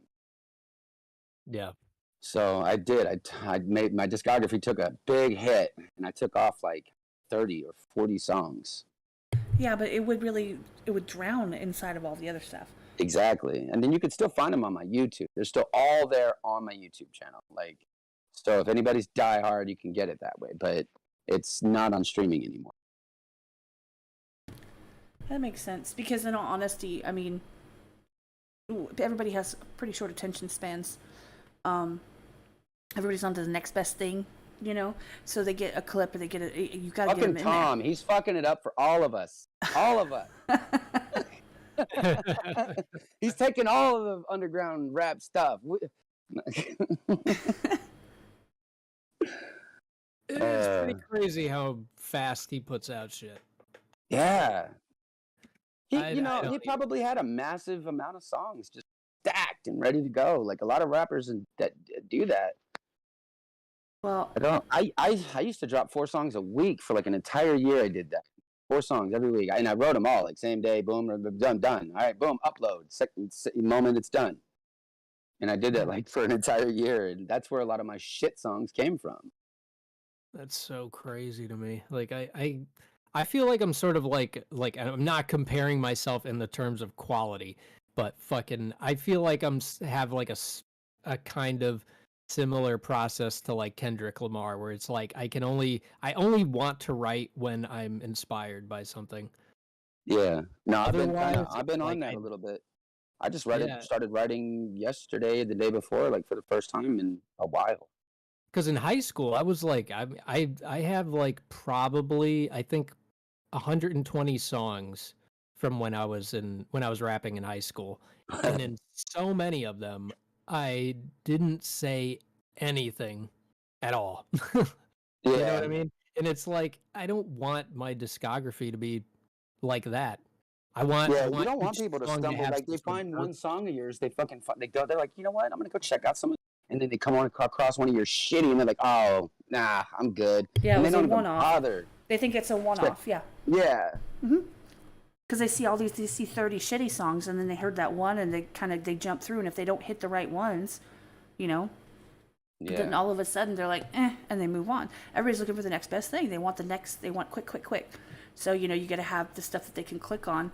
I mean, I'll personally say, I mean, everybody that I know, Skull's album's fucking fire. Your Derailed album's fucking fire. Like, all of it. You haven't even checked out my Out with the Old and with the New yet, have you? The one where you're, like, it's like a cartoon face. You've heard some of it, Buried Alive. You've heard one of the songs. Yeah. That's off of my Out with the Old. That's my big feature out. That's got Dizzy A, Crib, Joey Nato, DK Rap Artist. I can't remember. Elijah Kyle. It was like a big collab kind of thing that I was doing with everybody. Well, see, I'm not a feature person. Like, I would prefer. These are really good people's... features, though. No, I'm not saying they're not. I'm just so amazing, Kat. You just don't know, man. I just think maybe you should take the time and go run through all of them right now. yeah, right now. Right just now. fuck it. Go. Yeah. Well, that was the Elsewhere podcast. No, but I mean, I have heard different bits and pieces over the course of, I'm not like I said, I'm generally not the person that's going to down the rabbit hole and listen to every single thing that anybody's ever done. I just don't. And it's not personal. It just, because, I mean, there's been times you'd be like, well, remember that one song? I'm like, wait, what now? Like, yeah, that's when you just I was like, act like you didn't see it. I'm just going to act like I didn't see that one. But no, it's just one of those things where, you guys put out really good music, and it's good that I don't know how to put it. It's good that you don't leave the crap stuff, or that you see that, hey, this one is probably kind of lame. I don't think features are bad in any way, shape, or form. There's been some really great ones. You take a risk when you bring a feature onto your own personal songs, because they're either going to make or break it. Yeah. And if a lot of the times they come in and break it. It's just, you could sit there until you're blue in the face telling them, like, look, man, this is the concept, this is that, but then you just keep rapping about this and that. Dude, this is not about what the song's about, man. Like, you're not on topic. You need to be sure. You need to be sure when you're asking someone to be on a track with you. Yeah. That's why, like, I'm very specific. Like, I'll come up with a song, and I usually write a verse or a hook, and then I'm like, okay, like, do I feel inspired to keep writing? No? Okay. Sometimes it's easy to get a feature on. You're like, let somebody else handle the other half of the song. Well, yeah, but that's the wrong reason. I know. That's the thing, like, for me, where it's like, because there's times where I get lazy and I'm just like, yeah, like, let me give the burden to someone else. Like, they can write it. Yeah. But not everyone's fit for every beat, because people have different styles, walks of life, and that's fine. But yeah, you definitely got to be careful with who you put on a track. Like I have some collab ideas I'm kind of floating around, and like I've been a lot more selective about like just doing features. Like there's times when people hit me up and they're like, "Hey, I'd love to get you on this track," and 9 times out of 10, I do my features for free. The only time I ever end up charging is honestly when the artist gets a little pushy, and I've already kind of told them like, I don't know about this. I'm not a big fan of this beat or this track. Yeah, I let them know. I don't think this is it, bro. Hit me up with something else, and they're like, "No, man, please, please. How much do you charge?" Like, yeah. I'm like, all right. all right, $50, and I'll have a verse for you in 2 hours. Okay, so you know his album's on YouTube. I dropped the link to I spelled it wrong, but I dropped the link to Skull's album on Spotify. What did you? I put it a Spotify. Spotify. Fucking British. It was my Go accent. to Spotify. It was my accent. I'm sorry, but no. That's the thing though, is I think that there are features that would be amazing. Like there's people that people really resonate with, and it would be cool to have them on the same track. But if it's not the right fit for the right song for them, then it really can ruin it. I have a song with Moxus, who's like a really well-known rapper, and it's a weed song, and I sent it to him, and like he overdid it. Like it was this really relaxed, kind of like chill, smoking weed song. Like I didn't go rapping crazy on it or anything. And then I've had him get on and thinking like, okay, a lot of people know about him, and this motherfucker got bars. I know he smokes weed, so he's gonna have a lot of weed bars. I need that. But no, he chose to like rap really fast on this beat that just did not call for it, and it ruined the track. It just completely, it felt like two different songs. When you hear my verse and then his, it was like, bro, like I get trying to do a better verse than me and shit. That's fine, but spazzing like this, the beat did not call for it, man. Well, no, see, like yeah, sometimes the competition element gets in the way. Where yeah, like for me, I'd rather listen to like a beat and be like and try to like understand the identity in it, and then try to add something to the identity of it, rather than just like, oh, let me try and out rap this person. It's like I don't care about that really. I care about the telling. Honestly, the story. anytime I send my tracks out to people, I always send it out with my verse and chorus on it, so you can hear it. That because I want to set the fucking bar. I want to set the bar. I want you to outright me, because that's gonna make this song right. It's gonna come out right if you outright me. So that's good. Do it, please. Write a better verse than me. Like, and for me, like someone like when people send me songs and they're like, "Hey, I want you to collaborate with me." And they send it to you empty. When they send it to me empty, it's like I have no idea what you want from me in this song. Like, send me. Well, they'll just be like, "Oh, just talk shit." You know, that's all they want to be. Just talk shit, yeah, man. well, I mean, like, I don't give a fuck about that. I'll be like, I'm not interested. Yeah. You know what I mean? Because it's not interesting to just talk shit a lot of the times. I mean, sometimes, you know, there's a time where it's fun and everything, but it's not all I want to do. And, you know, that just might be me and my preferences, but, and to each their own, but I don't want to just always talk shit. I like pursuing the art. I like pursuing, I like following interesting ideas down the rabbit hole. I want to fucking tell stories. I got so much shit to talk about. I wish I could tell stories, man. Like, I used to try. It's definitely not something I'm super powerful. I actually consider you, just from what I've heard, more of a, let me give you a message. I mean, maybe not necessarily like story, but you always make sure that there isn't a message that is important behind the song. And you make sure that it's super clear. And I like that about you. I appreciate that. Yeah, I definitely don't get caught in like the details of telling like this crazy compelling story of like different what's the word, like the details and the plot points being crazy, but it's more like the message is in the details. That's what I try to go for. And yeah, it's you might nuanced. be, I don't know, you got to look at when you write a verse that you plan on, if you plan on trying to go at it in a story approach, you really got to do the whole, like how you would write a book. You got to have your intro, This is what's going on, and this is what's happened because of that, and this is how we solved it. And boom, now you got a dope ass verse. I actually did a song a while ago. I think it was like the last song I did before I took my long ass hiatus. I researched the Salem witch trials and I made a song about that. And it was just like, what was it? Basically, this girl going into about like the possession or like demon possessed or some shit, or it was just paranoia and like because like during like the witch trials, like there was a lot of people who were just tripping off of a mold called ergot that was on the bread, and it was making women, I guess in particular, act crazy. I mean, I think it was everyone, but I don't know how that became a thing, but it was making a lot of women.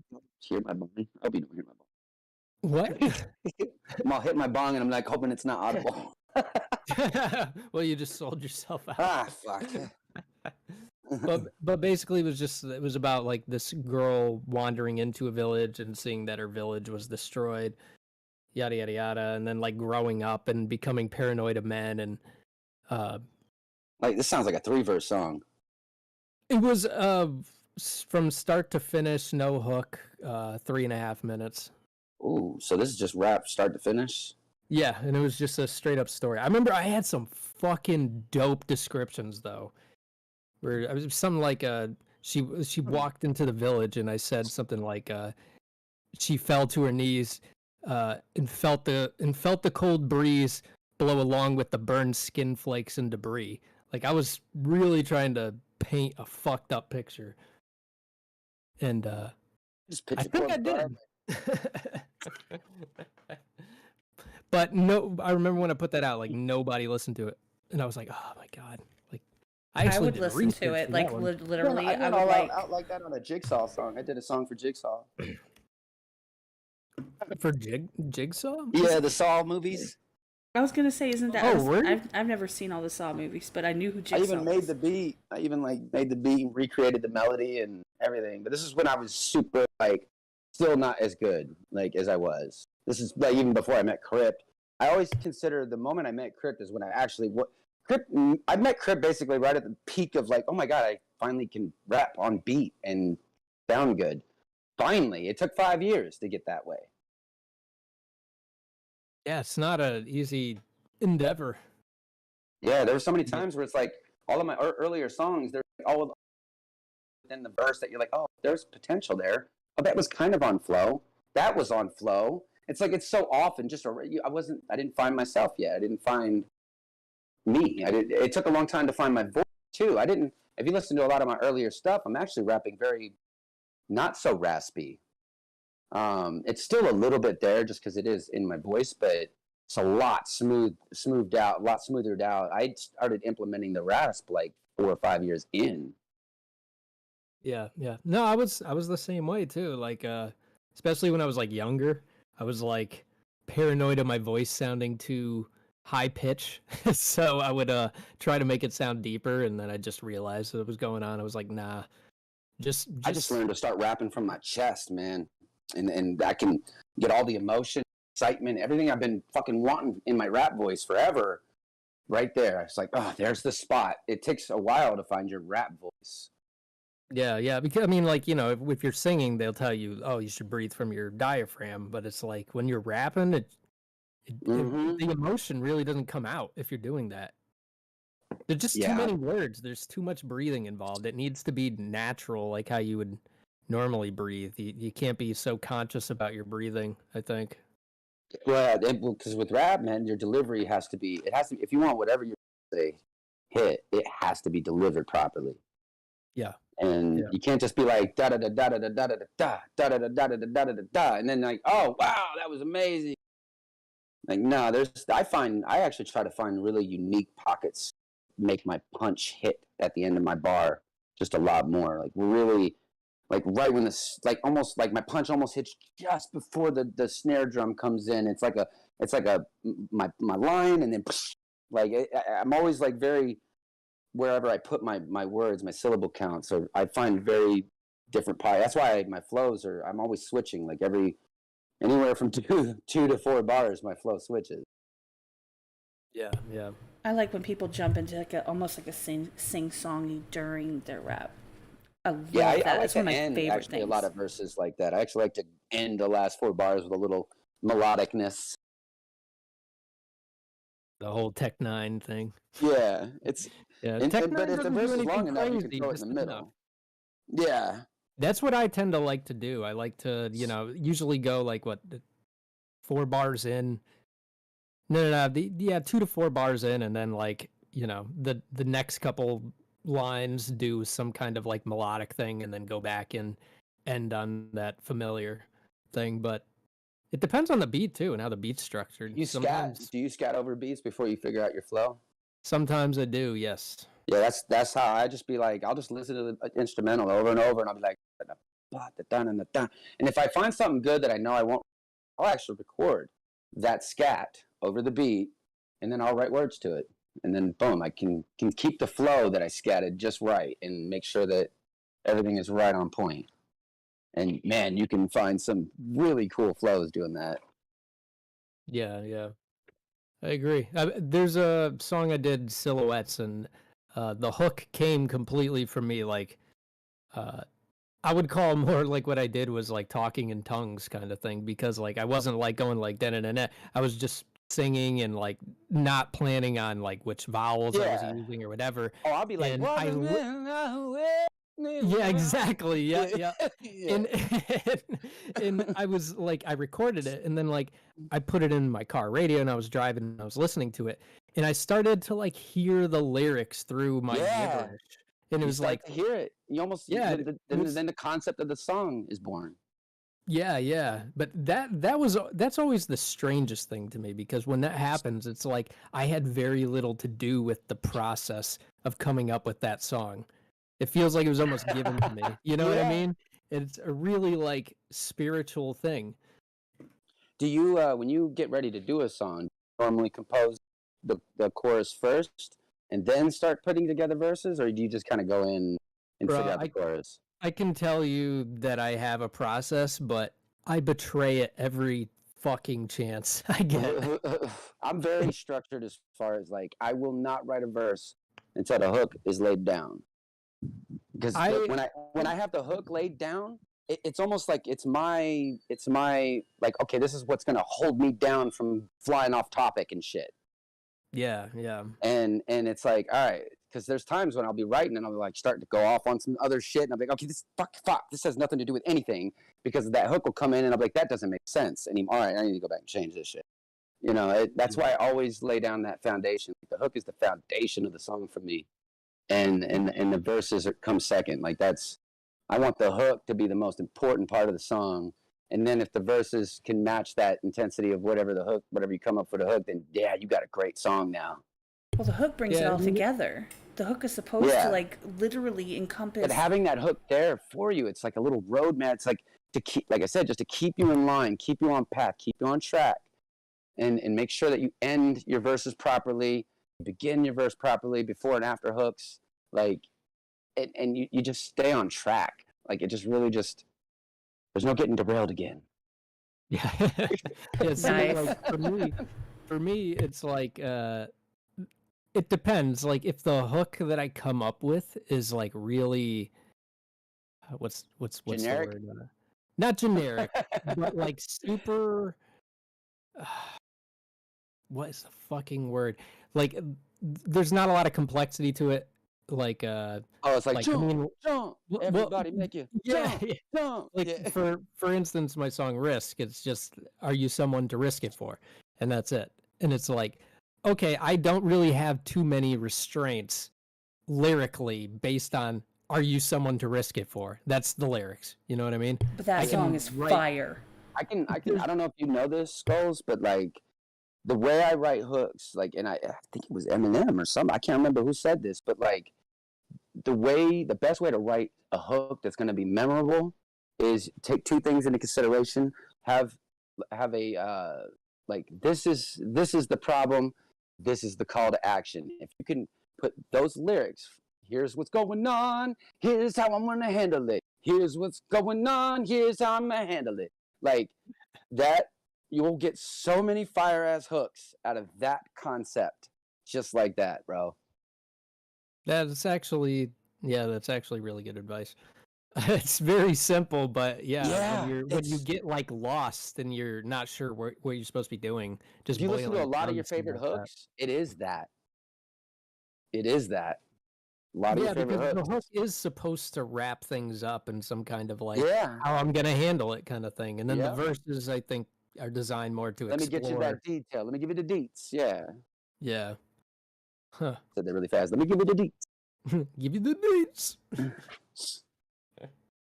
But yeah, that's how I pretty much approach all my tracks. Like Think Twice, that was that approach, and Derailed was that approach. Like it's always like, here's what's going on, and here's what's happening, or here's what's gonna either what's gonna happen, what's happening, or how I handle. It's a call to action of some sort. Yeah. I'm just amazed that you can fucking write all the beats and shit and do all of it. That fucking blows my mind. Honestly, man, I feel like, dude, people really do like my beats, and I'm over here like, to me, like I still feel like I'm mad super novice, and I'm like, the complexity of like my beats are actually really mad simple. They're usually pretty commercially structured, like intro, chorus, verse, chorus, verse, chorus, outro, like maybe a bridge somewhere in there, but like there's not Yeah, like 90% of it is just doing it though, and like nobody like you're doing what 90% of rappers don't do. You know what I mean? Yeah. And it's like with the Well, time there's a lot of people that doing it, make it beats that just better. are not good at it. They're not good at it. Yeah, and I mean, like from what I've heard from that album, it was like everything, like every song sounded like its own song. It wasn't the same thing over and over again. And Yeah. I think that's one of the most important things about it, because that's how you make a really repetitive and not interesting album. If all your songs start to sound the same, and I didn't get that from what I've heard. I think I heard 4 songs off there. Yeah, that album took like over a year to finally have when I finally had the very last song done. It was about a year, maybe a little bit less, because I was doing all the ciphers in the middle of making this album too. Between in this whole just into the last 12 months, I 3 ciphers in an album, and then probably at least 15 features, and I think there's other shit too, but somewhere around it. And I've done some challenges. Like I'm kind of, that's why I think when I wrote I'm done, I kind of was for a little while. Yeah, you can't get burned out. I feel bad though, because like I'm already I've already starting to already get tweets and stuff, and fans are being like, when's something coming new? And I mean, I'm taking on some songs with Larry right now, so there's gonna be some new music with me. What else? Me and Renegade, I have a song that we're working on, and I think that's actually it. That's all I've got going on as far as like anything else. I am really just keeping it super minimal. This whole divorce thing is going to be done in like 2 weeks officially, so like whole life change type shit. And by the way, this sounds callous, but congrats, because I know I literally went back to work after mine was finalized. Threw a party. I brought cake. Yeah, I mean, I'm excited, also nervous, because there's the part of me that is hitting, like that part that hits me the hardest is I haven't gone a night without my dog sleeping here. Oh, and yeah.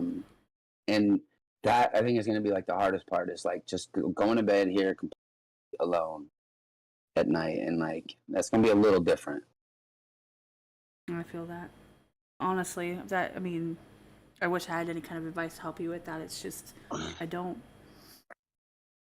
I mean, gotta live it and learn it and get through it. That's what I was gonna say. We is adapt. Like it's a next. We adapt. Yeah. It's a next step. You just got to do what you got to do to move on, and like, this is what it is at this point in time in your life. You never know where your trajectory is gonna go. You never know who you're gonna meet, what's gonna happen, how things are gonna pan out. You just don't know. So you just have to do what you can with what you got.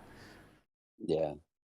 Mandy asked Blindsight, how often do you start a song with what it's going to be about in your head and ends up writing something completely different? A lot. Good ass question. That happens a lot. There's times where I've actually written a hook, and then I start to write this verse, and I'm like, this verse, not for this, but I end up keeping it, and then I'll change or I'll keep the verse. I'll be like, this verse is fire. Fuck this hook now, and change that hook. Figure out something out. There are times when I have had to go back and redo the hook. That's the thing. A lot of people are scared to like do more than one hook on the song. Do more than one. Don't settle on or try to force one. Don't force it and don't settle. Make a few different hooks. Like just approach it with some different melodies. And you, man, like you ain't got nothing but time. Take it and use it and fucking don't waste it. Like that. I've always, like a lot of my songs, I've had 2 to 3 hooks before I finally chose one and then went with it. Yeah, there's times where I'll just throw on my voice recorder on my phone and I'll just play the beat, start just scatting to it, see what comes up, just turn off my phone, and then like in a couple days come back and be like, what was I doing a couple days ago on this beat? Let's hear what it sounds like. And if it's like, I didn't really care for that, fuck it, deleted. But yeah, that's the weird thing too, that it's like sometimes you got to get away from it. You know, like especially if you're writing too much. For me, I gotta get away from it. It's like I'll get sick of my own style. You know, well, sometimes you got to get away from it and kind of live a little bit, though. You know what I mean? Like, because you get so lost in it, and you're not even really like experiencing anything new. So you end up writing about a lot of the same shit. Yeah, it's like I think comedians say that a lot. You know, you get a lot of those comedians who are just like all they talk about is like living in hotel rooms because all they're doing is touring, and just like that gets so old and boring. It's Think like about that. Half of his career was I'm a janitor, like. Yeah. And then he finally started rapping about other shit. Yep. I remember people would really get mad at him for that. Well, because he did. He had to bring up janitor in every one of his songs. Like, so it became like this, meme more or less. Yeah. Yeah, you gotta mix it up. I do. Living is definitely the way to do it. I personally, like, if I had the creativity to be able to be an artist of that type, I would have plenty of fodder to last me a good long fucking while. And I would be glad to not create more because I have enough. But, I did so many different things over the course of my life, like so many different experiences and craziness, that there's a lot that I could really pull from. However, like I said, you never know your trajectory. I mean, you could go to McDonald's and like decide to go inside one time because the drive-thru was packed, or you had to go they forgot your burger, and you walk inside and then you meet this person and you guys just for some reason crack a joke. All of a sudden you find out that you guys have this and that in common. Next thing you know, you guys are collabing on something because they're a producer of some sort and they just are there and they are like, hey, let's work together. And all of a sudden, who knew? Like you just never fucking know what could happen. So keep leaving yourself open to those experiences.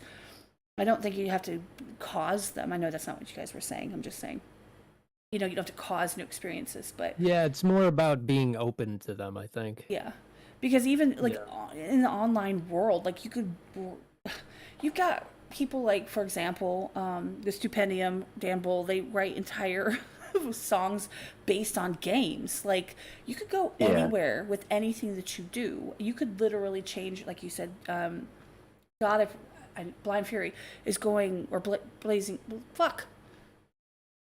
Fury, dude, is going country. Mm-hmm. Right? Like you can genre flip and not like in an MGK way. I like to fuck around and dip in rock. Like rock is if I dip outside of rap, it's rock. That's how Skulls is too. Yeah. I like to mess with, and I love the new metal sound. I'm glad. I'm pissed off that it died. I like that sound. Yeah, especially the production end of man, those beats are the best beats I've ever heard.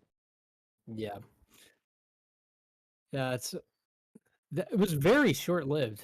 Limp Bizkit, man, I love the guy. I love his. Yeah, he's kind of fucked it up.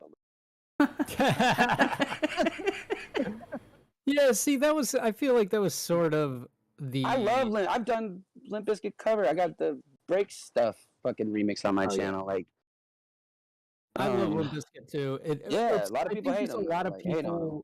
A lot of people, I think, Yeah, it's one of those things where people are ashamed to admit that they even, yeah. and it's like, but why? You were just like, because Eminem dissed him. No, I don't like him. it's like, oh my Like- God, think for yourself. Yeah, Come on, exactly. buddy. Come on, think for yourself. Just because someone said something doesn't mean you have to fucking. That's one person you don't want your name ever spoken out of in vain is Eminem's mouth. Jesus. Facts. Oh my God. Yeah, no, I'm the first one to say that I would never fuck with Eminem. First of all, just because I admire the guy. I would dude, have fucking no Marshall reason to Mathers fucking LP, disrespect. Slim You could call me Shady. like a bitch and slap me in the face. I'd still be like, you're still amazing. Like, Yeah, yes, sir. yes, sir. I no, respect that man that much. That everything he's done for just hip hop in general, and for me actually, on a personal level, like growing up, going through drugs that I was going through. I was going through that drug life while he was, and so it was like we were living it together, and it was really fucking. Yeah, it was just nice to know that somebody out there was going through it too, you know? Yeah, and was rising above it too. Yeah. And would fall. So it was like, okay, it's okay to slip. It's okay to slip. Yep. But you got to keep getting back up. Yeah. Fucking Marshall Mathers LP will be one of the best albums of all time for me always. It's so fucking good. Honestly, a lot of people hate on all the albums that start with an R. The Revival, Revival. the Re-Up, Yeah. all the ones that start with an R. Like, I guess there's a thing behind how all of those albums suck. Like, don't get me wrong, like Revival had like maybe like 2 or 3 songs on it that I was like, okay, all right. Yeah, that's about it. Yeah, no, I prefer old Eminem just because he was more about something, and as he got older, though, you gotta respect that album. That I haven't heard. What the fuck? Yeah, dude, hip hop's not my first genre. I would recommend a one listen through on Kamikaze, bro. They'll be if hip hop's not your first genre, there might be maybe 2. It's like you might just be like, skip. Maybe 2 or 3, but like overall, that album's good. I like believe it. I believe it. Eminem really got way more technical the later in his career. like, and there's trade offs with that. He's adapted. He's adapted. Yeah, exactly.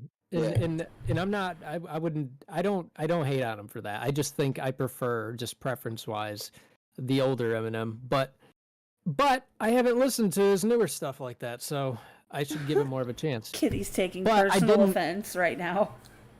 Yeah, I'm sure he gives all the fucks about me. Kitty is taking personal offense. Oh, Kitty? Hey, Kitty. Oh, yeah, she's getting mad. Unfollows.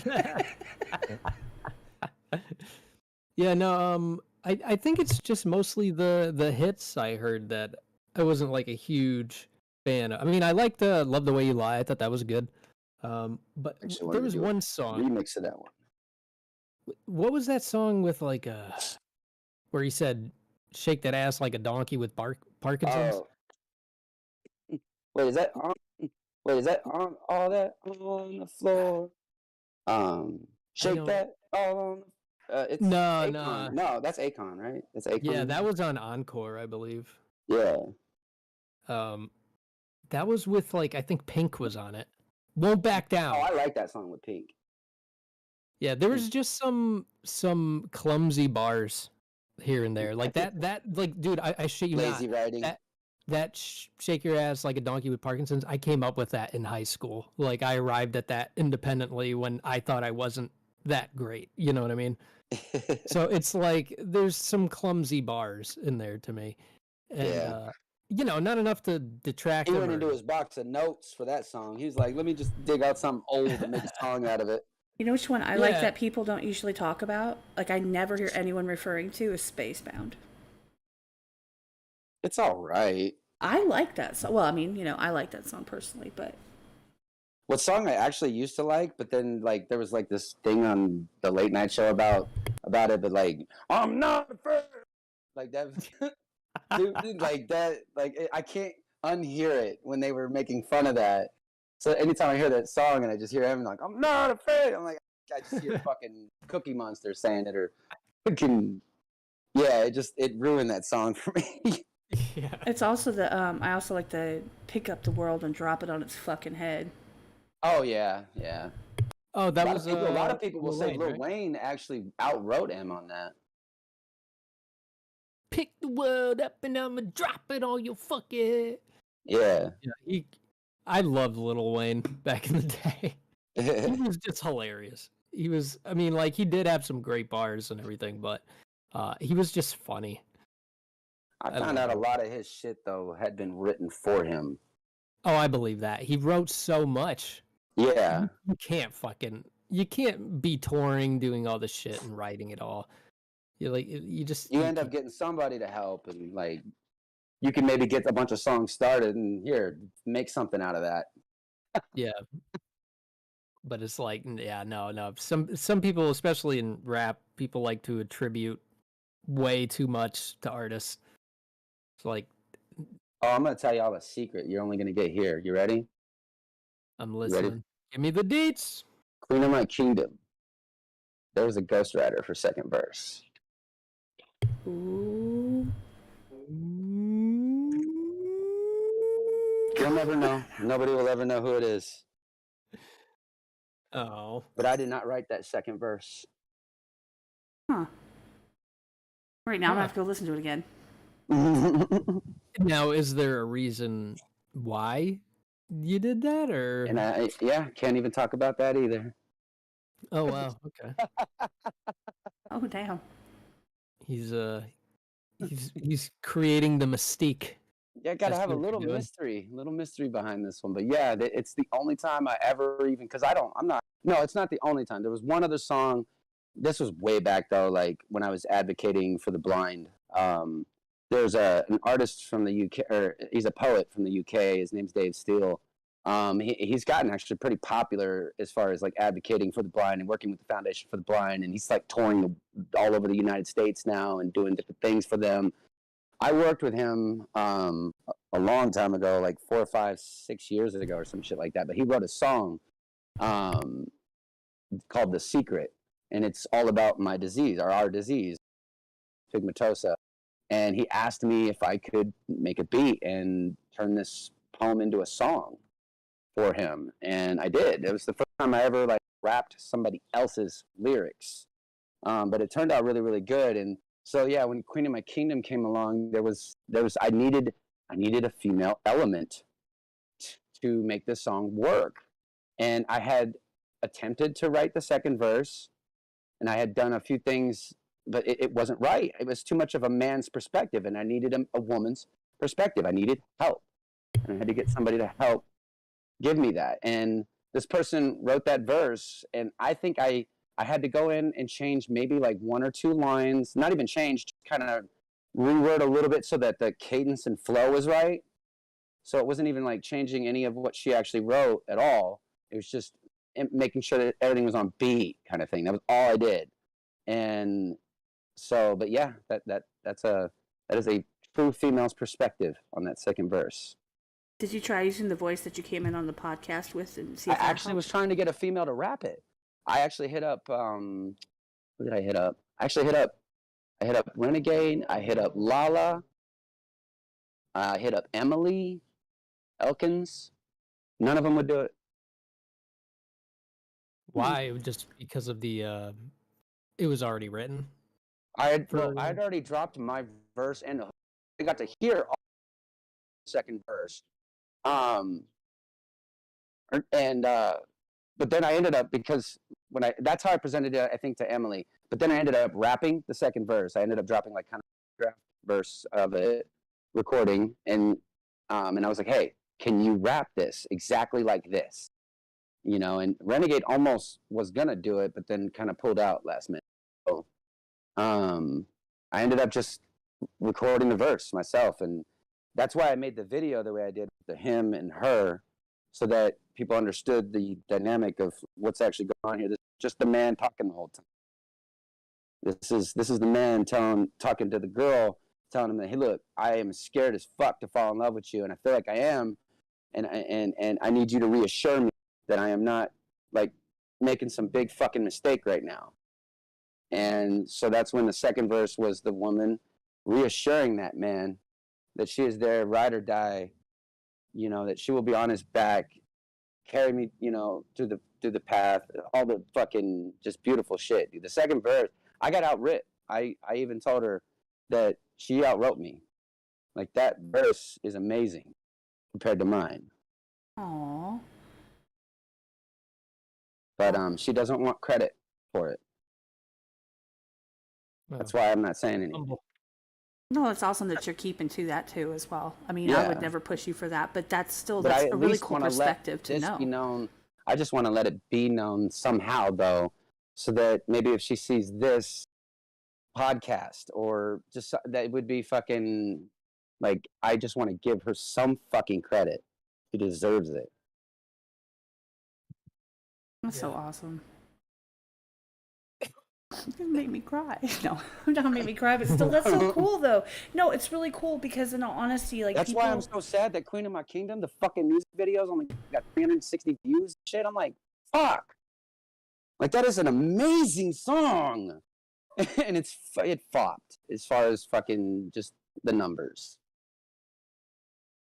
It fucking kills me. Like, I wish I had fucking $5,000 to just drop all kinds of promo on it, because I really felt like, I still feel like that song, like, that would hit a lot of people if the right people heard it. Have you ever thought of like, I mean, like, is your channel keeps growing and stuff? Have you thought about taking it down and re-releasing it? I thought about that. I even held on time before I even made the music video just to kind of see how it was doing on streaming. And I think on streaming, at least on Spotify, I think it's 400 streams. Like, okay. Yeah, so because I mean, like, the way I see it is like, if you wrote a good song, like, keep trying to push it, you know, like, yeah, fuck whether it's new or old or whatever. Like, if it's good, just I was keep almost pushing going to use it out. Queen of My Kingdom in that contest. It was a toss between that song and I'm Done, and I decided to go with I'm Done.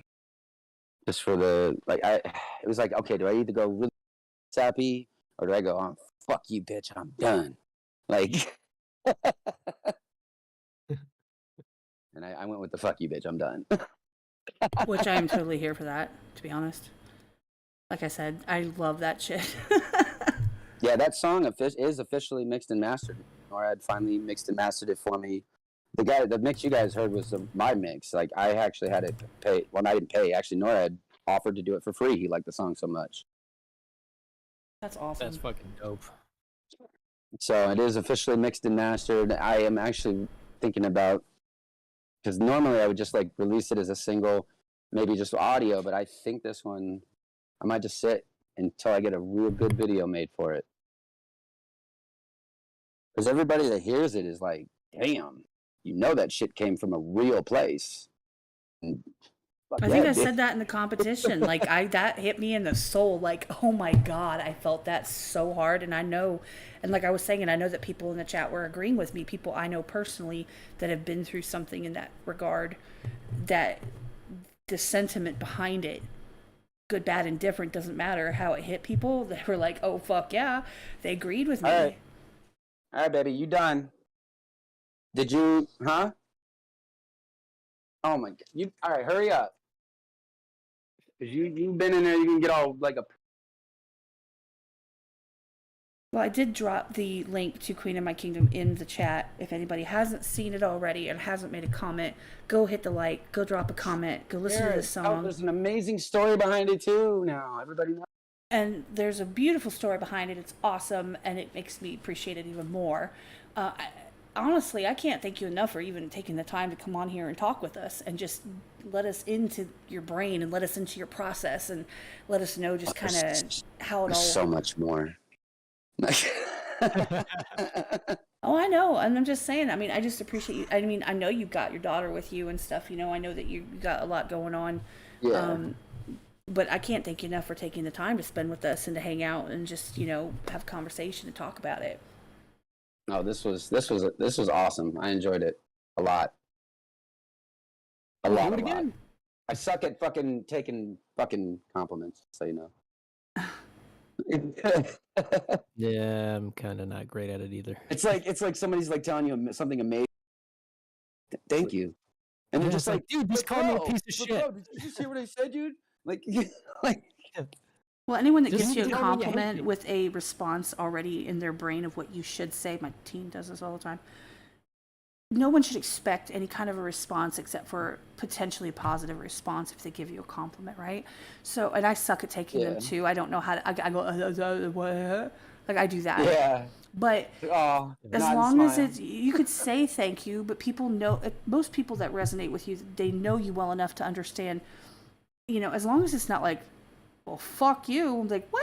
Like, that's not okay. But any other response, if anyone has any expectation of exactly what words you need to say, they need to just say them. I tell my daughter this all the time. How about you take whatever response you want me to say and say it to yourself and leave me alone? Like, they want that inner child just getting a brand new Nintendo for the first time ever in their life. oh my Because I remember God. that was the most excited I was ever during Christmas was when I got my Nintendo. And that shit, I was jumping up crazy, classic reaction. And people do expect that. Like when they do something, if they think in their eyes like something, they're, oh my God, they're gonna go nuts. And then they don't get the response and they're upset and like I'm sorry. That's the mistake that they make, is thinking that by you not responding in a way that they are expecting or hoping And it's like for, they don't even know. they don't that I realize what they're actually putting you appreciate it through. probably more than more than I can express. That's Exactly. And that, if you give a compliment with the intention of getting a response or some kind of accolades or like someone patting you on the back or like shaking your hand, in all honesty, then you should shut the fuck up and not give one at all, because that's not what they're for. It's the same as a gift. If you give a gift with an expectation of a quid pro quo, then just fucking keep your damn gift. In my opinion, that's how I feel about it. I'm kind of rude about that shit, but dude, I'm looking at the chat right now and I'm like everybody, like a lot of these people the whole time. Dude, Yes. shout out to all of you. Absolutely. They've been here since, and I can see, to be honest, like I know that the Brandon concert's going on right now.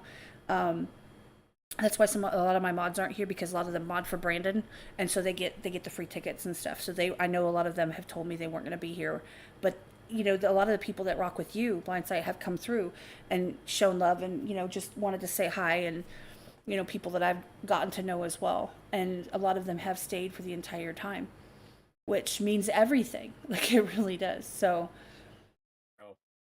and I appreciate Skull's coming out of his quarantine. Yeah, I'm still dying. I apologize. My voice is all fucked up. Yeah, it's not But quite audiobook quality at this point. That, I was glad, Skulls, because I was like, he's gonna have the sexy voice of the stream. Oh yeah. So I do. Let's go. Cat, give me something to read. I got you, my friend. Book. I got you. Erotica. I got plenty. Markian? Afghanasian who? The Grinch joke. No, but we're probably going to jump off here, you guys. Appreciate everybody that's come through. Make sure you check out the links in the description. It's got Blindsight's channel. If you, obviously, most of you guys know who he is. If you don't, what the fuck are you thinking? Skull's channel as well. If you don't know who he is, then what the fuck are you thinking? As well as mine, but you're here, so you know who I am. And, check out Queen of My Kingdom. You could have said, what are you, blind? But see, that's the thing, is that's just not like my go-to, And I don't see you get it? I don't see you any differently than I see anybody else. Like, you're just you. Like, I don't. Sometimes you have to take a shot in the dark. Pip told the one line in his diss that I actually liked, but it's so simple. He's like, when I move your furniture, you get bent out of shape. And he meant that in literal and mentally, I get bent out of shape. Like, I just, for some reason, that was so clever to me. I was like, I pictured myself falling over the couch when you said that. I was like, you dick. That's pretty funny. No, but I really appreciate you taking the time. We're going to go ahead and get off here and let people get around to their Saturday night. And I know there was a time change, but appreciate you guys coming through. And anybody that's listening from here on out. I know Stan always comes through later and listens, as well as a couple other people. So we love each and every one of you. And we've got a lot coming up on the channel this week. I went crazy the other night and I scheduled like everybody. So we're looking way at cooler people than me. That's not way cooler people. That's not necessarily true. Nice caveat. But we've got Loose coming on Monday. We've got XMC on Wednesday. We've got Jackson Pierce is going to be on Saturday. Skull's new track drops on Friday, and I intend to go live with him at some point, whether he knows it or not or likes it. So there's just a lot of shit First going on. I'm hearing of it, but okay, I'm down. Well, you've been kind of, I don't know. Sick. I've been dying. I'm sorry. No, but anyway, we appreciate each and every one of you. We love you guys.